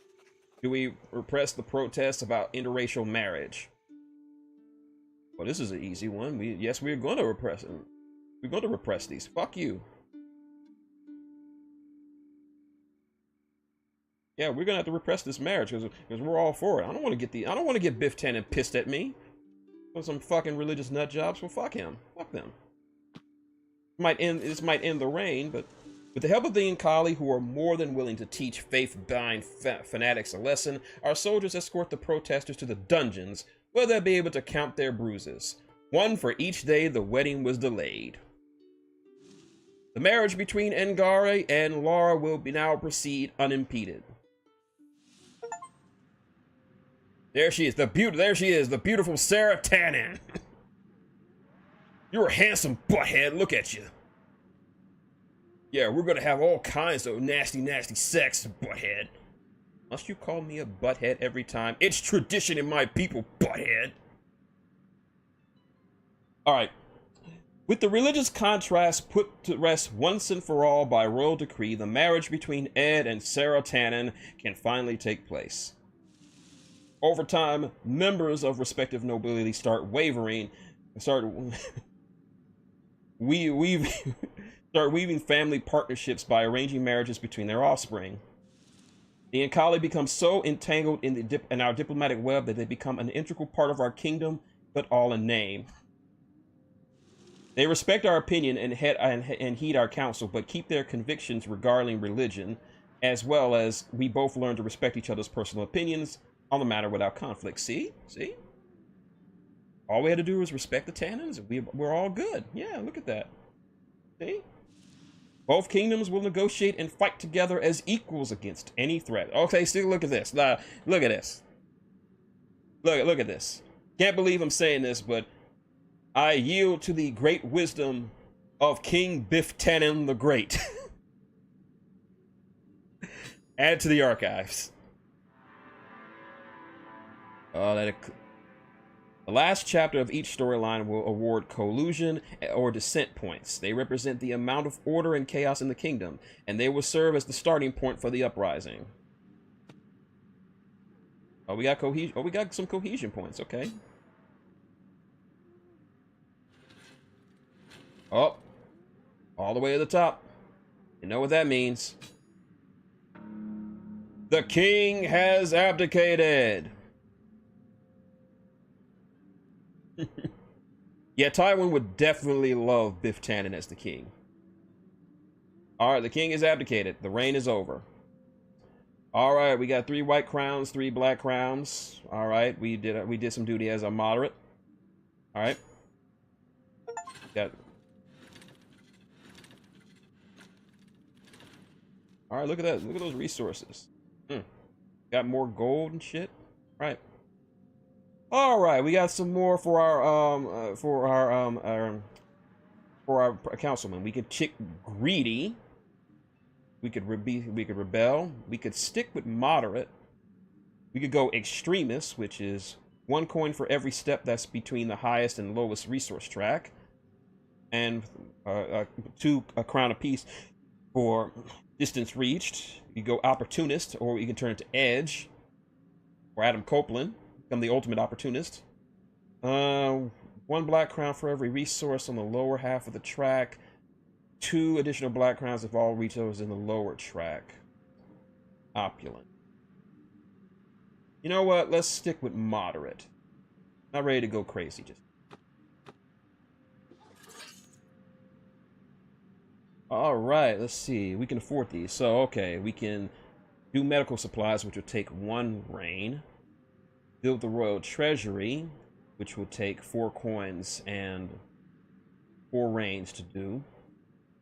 We could research castle security. In terms of defense, the castle is somewhat lacking. Hiring experts would allow construction with more adequate stuff.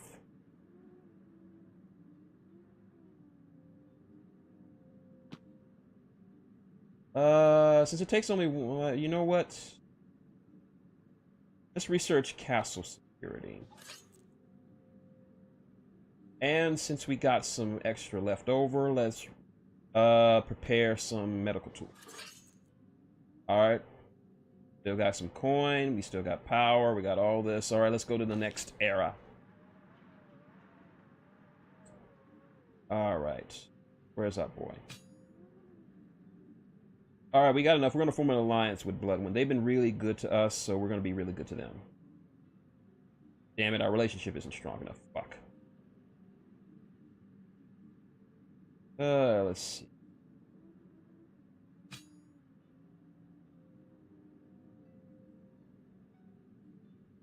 Alright, we got enough coins, so, but we have to improve our relationship with this guy. I want a good relationship. Alright. Alright, let's keep going. Alright, here's where we are. We ain't got none here. Go to the world map. Alright, we can go back up here for some more stuff. We can go to the desert reward. We can learn more about, well, we're on good terms with them, so. All right, man. Glad to have you always. I'll let you know next time we do this because it was a fun time had by all. So you can figure out what's going to happen with our relationship with King Biff Tannen. All right. Let's see. Union. Oh, this is interesting. This shouldn't be too hard. Let's go with this one. Union of Civilization. The heartwarming story of the marriage between Sarah Tannen and Ed is leading to a boom in interracial mingling with the Nkali. Some of our people fear that our traditions are being watered down and want to limit the intercultural marriages. Others, on the contrary, believe in diversity enriches our kingdom. Do we limit intercultural marriages between citizens? How could you do that? Damn! Everybody doesn't want this. Even my homeboy don't want it. Wow. I mean, goddamn, like, y'all, is that against swirl babies? Really? So this would bring down my influence and knowledge if I go against them, but if I stick with them, my knowledge will go up. Ugh. That would cost me 4 power, and I only got 8 power, and that'd be halfway down to ending the era. Shit. There was some racist son of a bitches, but I didn't know this just. Jeez. Yeah.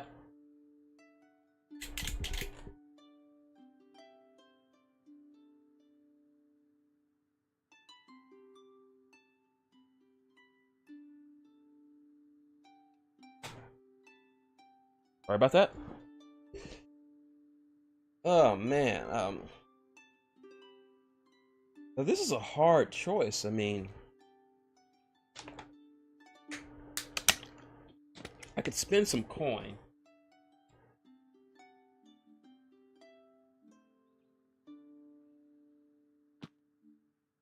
You know what? It's costly, but I'm gonna corrupt my dude. Costly, and yeah, I'm just gonna say nay. All right. That cost me a lot, but I don't want to piss these guys off. Oh, wait a minute. Whoa. Oh, wait a minute. They were saying nay. Oh, I'm derping. Do we limit interracial marriages between citizens? No, we don't want to do that.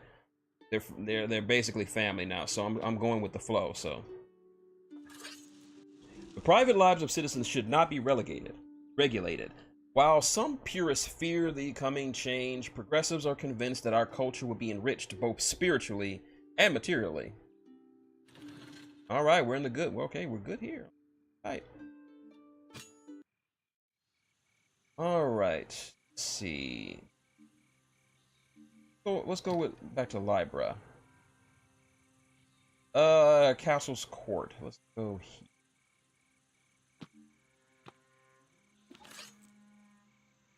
Okay, Honorable Alliance.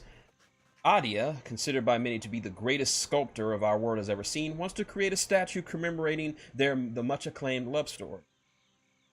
She requests a large sum of her funds for her endeavor, as she wants to forge Lara out of red iron and Engar out of silver. Do we grant her, the sculptor, the funds to make the marriage statue? Okay. If I agree, we'll lose money. If I disagree, we'll lose knowledge. You know what? I'm gonna corrupt him. Like, hey, you, ambassador jackass, come over here. All right. Said I. Feed. All right, you gonna do this? Yeah, I'll do it. All right, shut the fuck up and vote my way. All right.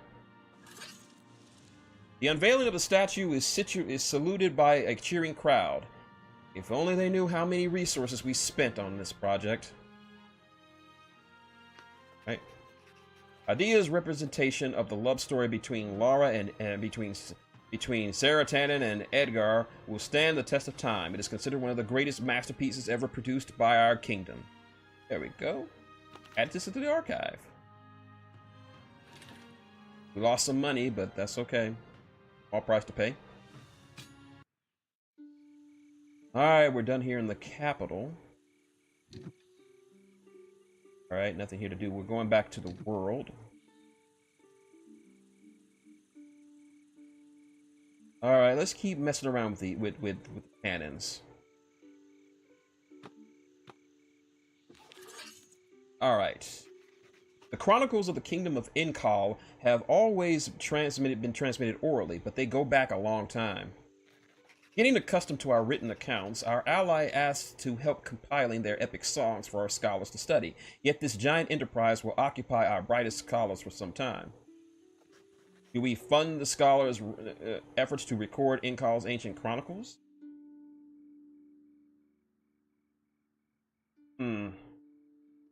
Alright, if we say yes, this will go up a lot. We'll still lose money. If we say nay, we'll lose some.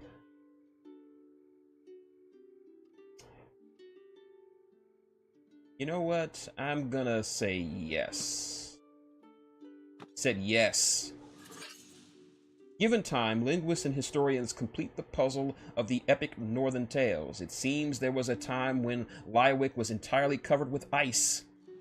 The Inkali developed their combat skills in those ancient times where the few fertile territories where agriculture was possible had to be defended from nomadic raiders. Okay, they had to be tough to defend their shit. Okay. As the world warmed, the Inkali had to face a menace much more serious than ice. A vast army from the south invaded Lywick, and most of the territories, and most of the tribes fled and bent their knee to one known at the time as the Immortal Empress. The invaders outnumbered them and had 8 incredibly strong champions whom the poems called the Bloodless Shades. Yet the Inkali knew their territory well and resisted numerous attacks. The battles continued for a long time until, for no apparent reason, the invading army crumbled into chaos. Sounds like the circle. Sounds like them. Sometimes after solving a dilemma, the scholars of Libra will discover a mystery. Mysteries are important discoveries that shed light on past kingdom civilizations. Each storyline has its own mystery to uncover. Right then. Become enemies with 3 council members 3 times. Yeah. I didn't know that was a success. All right, we can't let knowledge get up there, or else the error will end, and we won't be scoring as much. So we just got to be careful. I got some good power. I still got some change left. All right, so I'm gonna avoid scholars right now. So I'm gonna go down to district rewards. The caravan of scholars seeking to retrieve the golden map is constantly threatened by desert raiders and struggling to move forward. If we don't send them the military aid, they will be forced to deviate from the city to the city of tents to stock up on supplies and hire mercenaries. Do we send reinforcements to the golden map expedition? Only this guy's saying nay. Yeah, we're going to send some reinforcements. All right, so this will cause influence and morale to go up, which is good for us. And it costs me nothing. All right, we send troops to support the caravan. Thanks to the armies and the guidance of Sarah, the scholars finally reached the remote temple of the Mother in the middle of the Ivory Desert. Soon we'll discover if the golden map is really there. Fortunately, fatigued by travel, Sarah shit. Sarah dies before she can see her. And that's fucked up. Damn. We freed her and she ended up dying before she could get home. That's some bull. Damn. Poor Sarah. A chalice in the desert.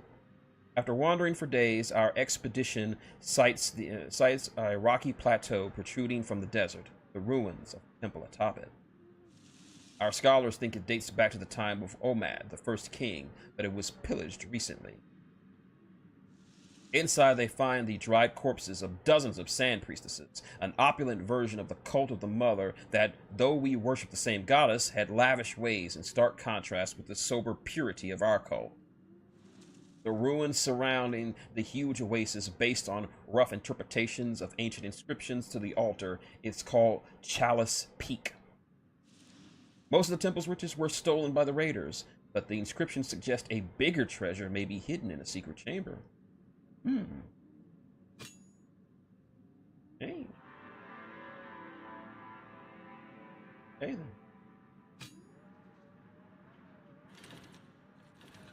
All right, morale's almost up to the goal. We got to get that. All right, let's see if we can't dig more deeper in it. Chalice Peak is going to cost us 2 gold, down to 4.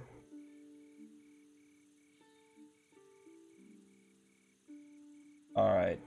Let's see. This one will mess around with knowledge, and that would end the morale would be here. So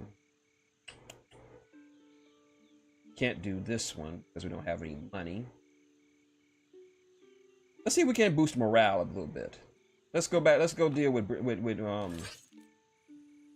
Nice to see you again, butthead. Some of our soldiers have developed an admiration for the strength of an Inkali warrior. Some would like to adopt Escarda, their particular training regiment. Many recruits, however, believe it'd be too harsh. Do we train our soldiers as Escarda, the Inkali training regiment? Let's see.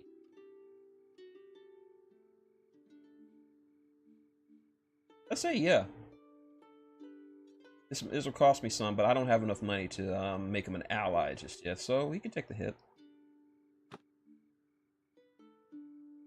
But if we say nay, then our morale will go up into the top.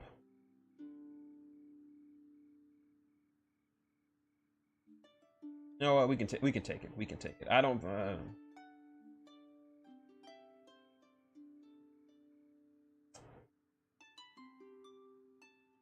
That this might make our troops stronger, but it will cost us some morale.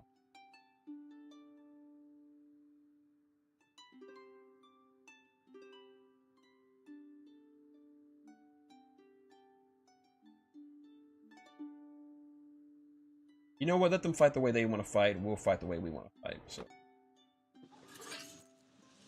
we agree with the recruits that unnecessary abusive training regiments do not necessarily improve the skills of the troops, and certainly lowers their morale. Our troops will keep training as they always have. All right, that's in there. So we got that. Okay, Alice.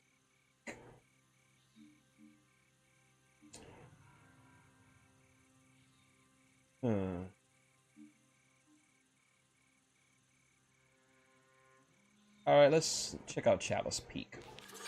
All right. Some mosaics discovered at Chalice Peak could help our scholars better understand the cult of the Sand Priest. The librarian chancellor suggests we bring them to Libra,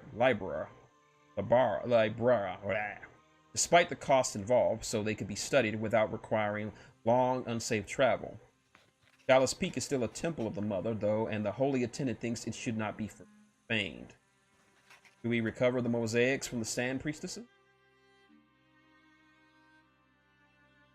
Alright, if we take from the Sand Priestesses, it'll lower our money, and it'll lower our money again, and our morale. But if we don't take from them, we'll lower our knowledge.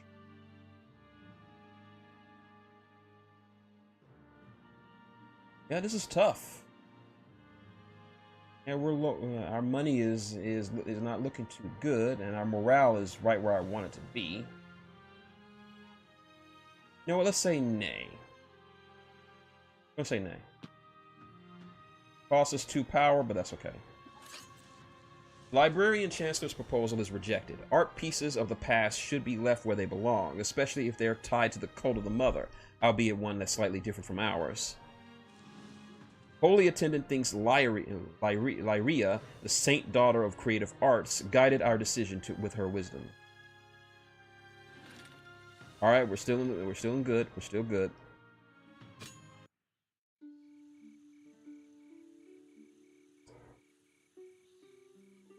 Okay, we're going back to Chalice Peak. Let's see what else we can find here. Finding a lot of stuff. Okay. A huge collection of golden items has been found inside of a secret chamber hidden within the ruins of Chalice Peak. Ancient scrolls, golden statues of the Mother, jewels, and the golden map. Hey, we found it! We found the golden map. Some fear taking these relics away could unleash a curse upon us, but leaving them could lure many desperate fortune seekers into the desert. Do we collect only the golden map and leave the treasure behind? All right, they wanted to leave the golden. They don't want us to leave. Okay, if we say I, it'll boost up our morale. Say nay, this will raise our money. Yeah, we're kind of rich, and we're rich enough. What? Do we need all that treasure? Yeah, we do need all that treasure. We're gonna take some treasure. I'm gonna take it. Leaving such a large amount, huge fortune behind just because of the fears of the superstitious would be foolish, to say the least. The prospect of finding even greater riches at the end of this journey, thanks to the golden map, can't justify such a waste. Party expedition is sent back to Libra to carry home the ancient scrolls and the golden artifacts. All right, we got a moment. Even if it's completely unsubstantiated, fear of terrible repercussions for stealing the sacred gold of the Sand Priestesses haunts the people's thoughts and dreams. Ooh. Oopie. Chiseled into a single golden leaf, the map is of grandiose look. As gold easily stands the test of time, its age is unfathomable. However, old legends speak of a golden map leading to an endless fountain of liquid gold.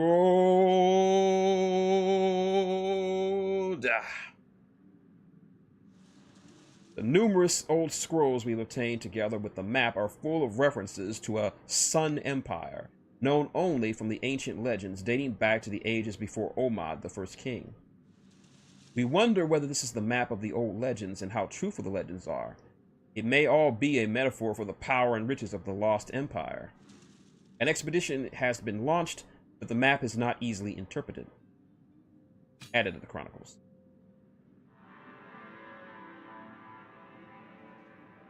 Okay, then. Oh, shit. Skull went all the way up to the top. You know what that means. The king has abdicated. And we're just going through kings one after the other. Alright, we get some of this. We stayed moderate. 3 white crowns, 4 black crowns. Okay.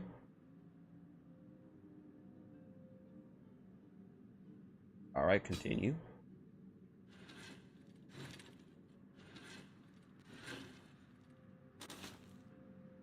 Alright, we're very knowledgeable. Alright.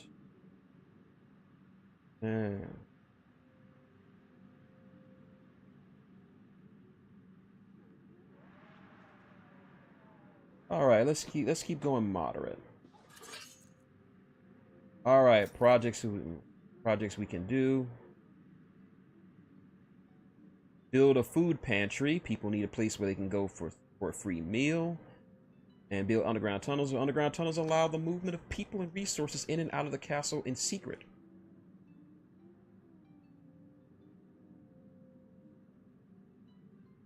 Alright, I'm going to save my coin. So I'm going to build save my coins. And still not strong enough with this guy, which I want. To reveal his narrative goals. I'm not going to do that. Alright, we're going to keep going. Alright.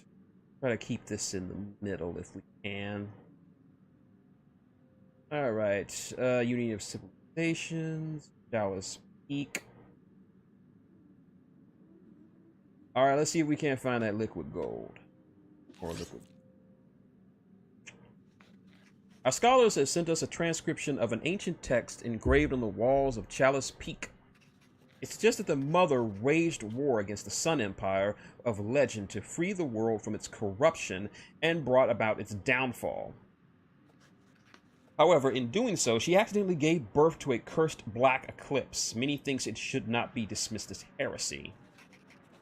Do we verify the plausibility of the text engraved here?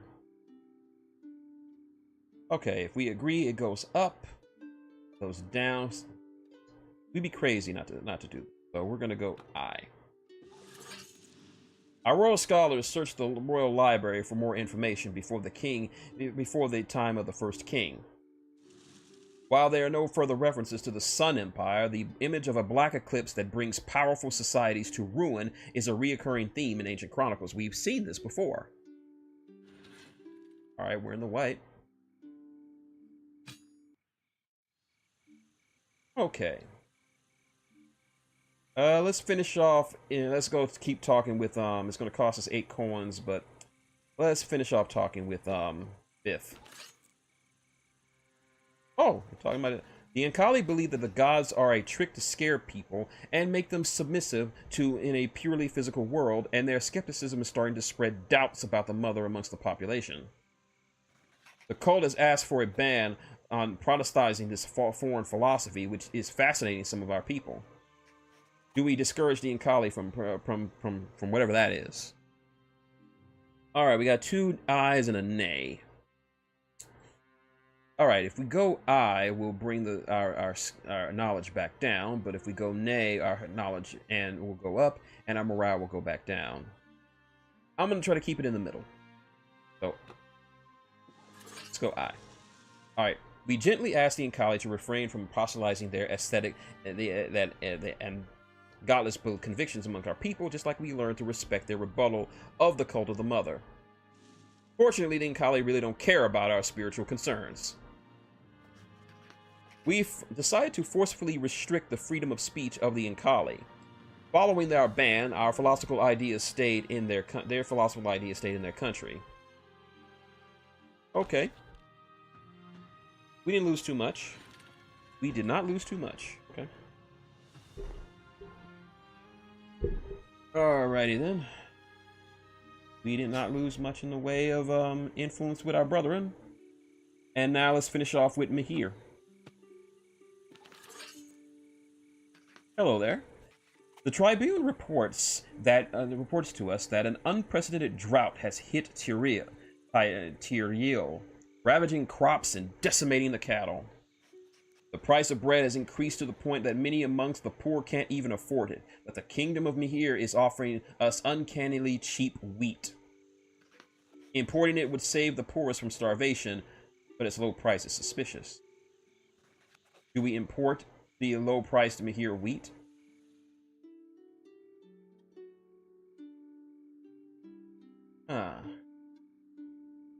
The price of it is, its cheap price is suspicious to me. It's gonna cost me some power, but I'm not gonna take some bread so readily. We're pretty good on food and shit, so we're not gonna just take some bread. If it's so damn cheap to export, then why don't they give it to their people? So there must be something wrong with it if they're willing to sell it to us for so cheap. Yeah, something is wrong with that bread. Something is off with that bread. I'm not gonna buy it. No, it's gonna cost me some power, but I'm not gonna buy it. Some people believe that our avarice might doom the poorest outcasts of the starvation. The royal treasury praises our caution, but few others praise the council's efforts to keep the kingdom financially stable. Mihir's offer of cheap wheat was too good to be trusted. I knew it. I told you. I fucking knew it. And recent news seems to prove our wisdom. Merchants coming back from Mihir claim that they have seen local scholars pouring huge quantities of wheat into the Arbine River, a clear indication of its poor quality. Yet with our other duchies also hit by the drought, albeit not as drastically, they're unable to help, and the scarcity of food in Vandis, the capital of the Mark of Tyrian, becomes a constant problem. Those living in the countryside managed to get by, feeding off the small gifts of the land. But for the poorest outcasts living in the cities of the mark, the hunger is brutal. So yeah, they were throwing it out because it wasn't good, and they were trying to sell it off just either to weaken us or make a quick profit. So fuck that.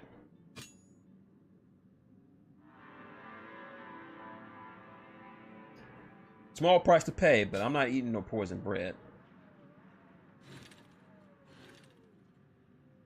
Okay then, continue. All right, we've solved all these here. Let's go back to Labrira.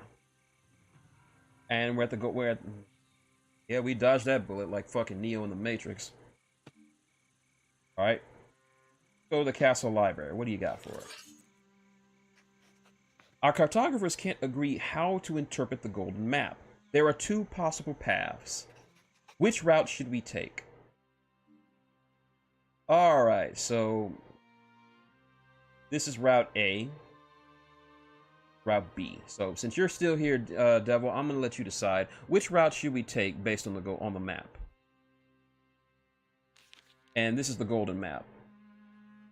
So there's this. So which route do we take? A or B? I'll leave that up to you.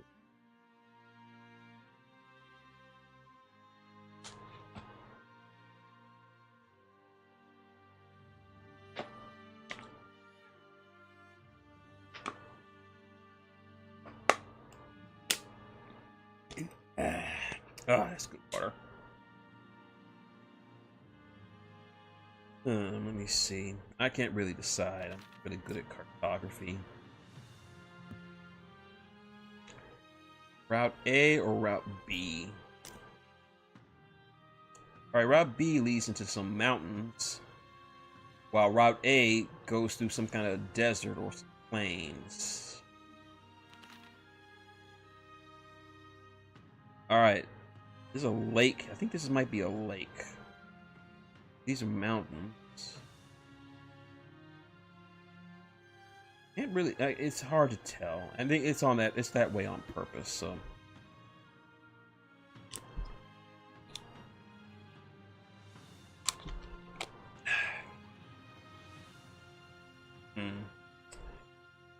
Let me see. I don't have a coin on.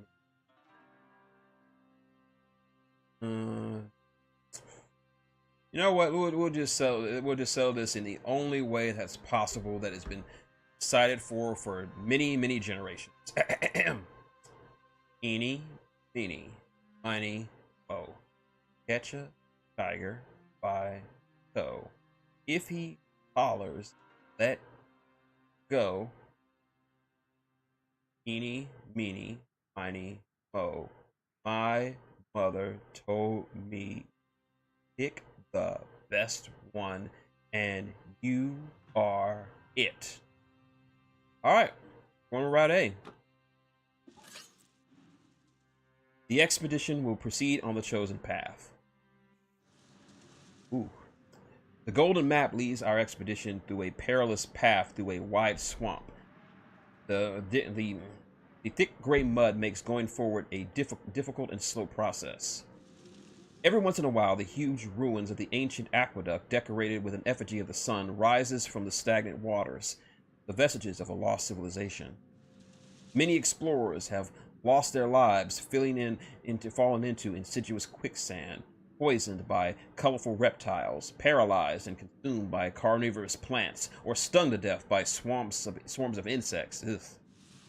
Some even break down and try to run away, only to be mercilessly executed by the leader of the expedition. Many wonder if the swamps will ever end. But albeit slowly, the expedition keeps going. Like a mess.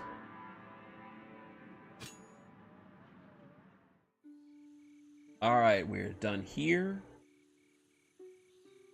Let's go back. World map?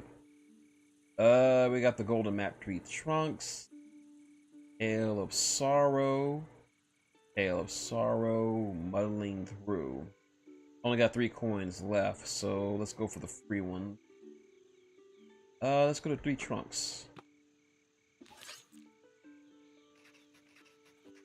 Indiana Jones takes one look at that, and he'd probably say nope to this one, especially those. Yeah, he said he hates snakes. His father would hate the rats. All right. The Tribune brings us news of the people of Three Trunks, a small village in the north mark of Duloc. They claim that a witch is living by in the hedgehog woods. She is rumored to be capable of weaving the laws of nature according to her will, but many fear her ways. We send the army of Duloc to apprehend the alleged witch. I don't think she's a witch. I don't think she's a witch. Fuck it, she's not a witch. We will not spend our precious resources just because of rumors and superstition. However, some superstition fanatics accuse the council of simply being afraid of the witch, and they assemble a group to address the situation on their own terms. Because of our inaction, a band of religious zealots proclaiming themselves the Truth Keepers starts roaming the Hedgehog Woods with pitchforks and torches looking for the alleged witch. Rumors about her ability to bend the laws of nature are becoming more common, enraging the zealots in their brutal search. Ugh, goddamn. The Truth Keepers believe that the locals are hiding something, and they're determined to make them talk. During the following months, they frequently abuse the local people to the point they become more feared than the witch herself. Oh, we're gonna take care of these sons of bitches. Oh, we're gonna take care of you.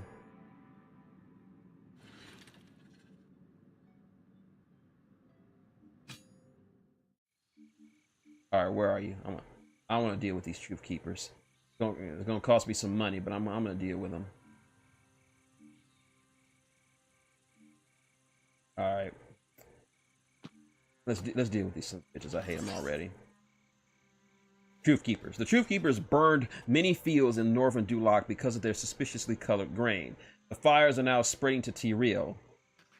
The zealots claim that the wheat was corrupted by evil and had to be destroyed, but many farmers have completely lost their crops and beg for help. Do we compensate the farmers affected by the devastated fields?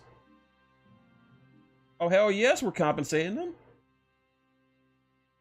And fuck them Truth Keepers. Fuck them right up the ass. A part of the royal treasury is allocated to compensate the ruined farmers of Duloc and Tyrael for the damages caused by the zealots ravaging the countryside. This will bring relief to the populace, but will take their toll on our finances. That's okay. That's fine. The king was dethroned. Shit! Shit! Yeah, we stayed moderate. At least there's that. I did not expect the king to be dethroned so fast. I forgot to be keeping an eye on this one right here. So we stayed moderate.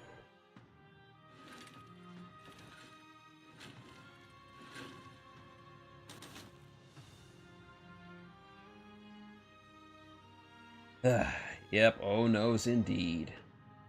Alright. I'm gonna stay moderate. Alright, we got to follow some, choose the same moral alignment. Alright, after we're done with our choices here, I think we're going to end the stream. So, okay. Alright, let's see. Build a royal treasure room, underground tunnels. Let's see. Engineers have expansion allowing the construction of new structures. Build a ditch. Build a warning beacon tower. Take 2 GMT reigns to do. Small openings in the wall can be dropped on challengers. Fun plaza renovations. Alright, we're gonna do these.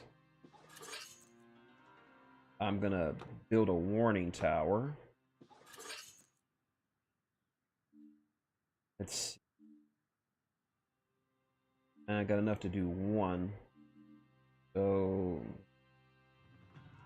I'm gonna build some underground tunnels. Cost me a lot, but that's good. So continue on. Following the growing challenges encountered by the kingdom, the council has expanded and House Gaman has joined the council. Nice. Still don't have enough to form an alliance with him, but that's okay. And we...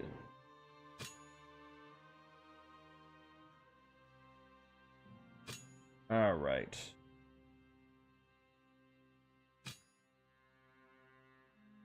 I don't have enough to remove him from the council, but that's okay. So,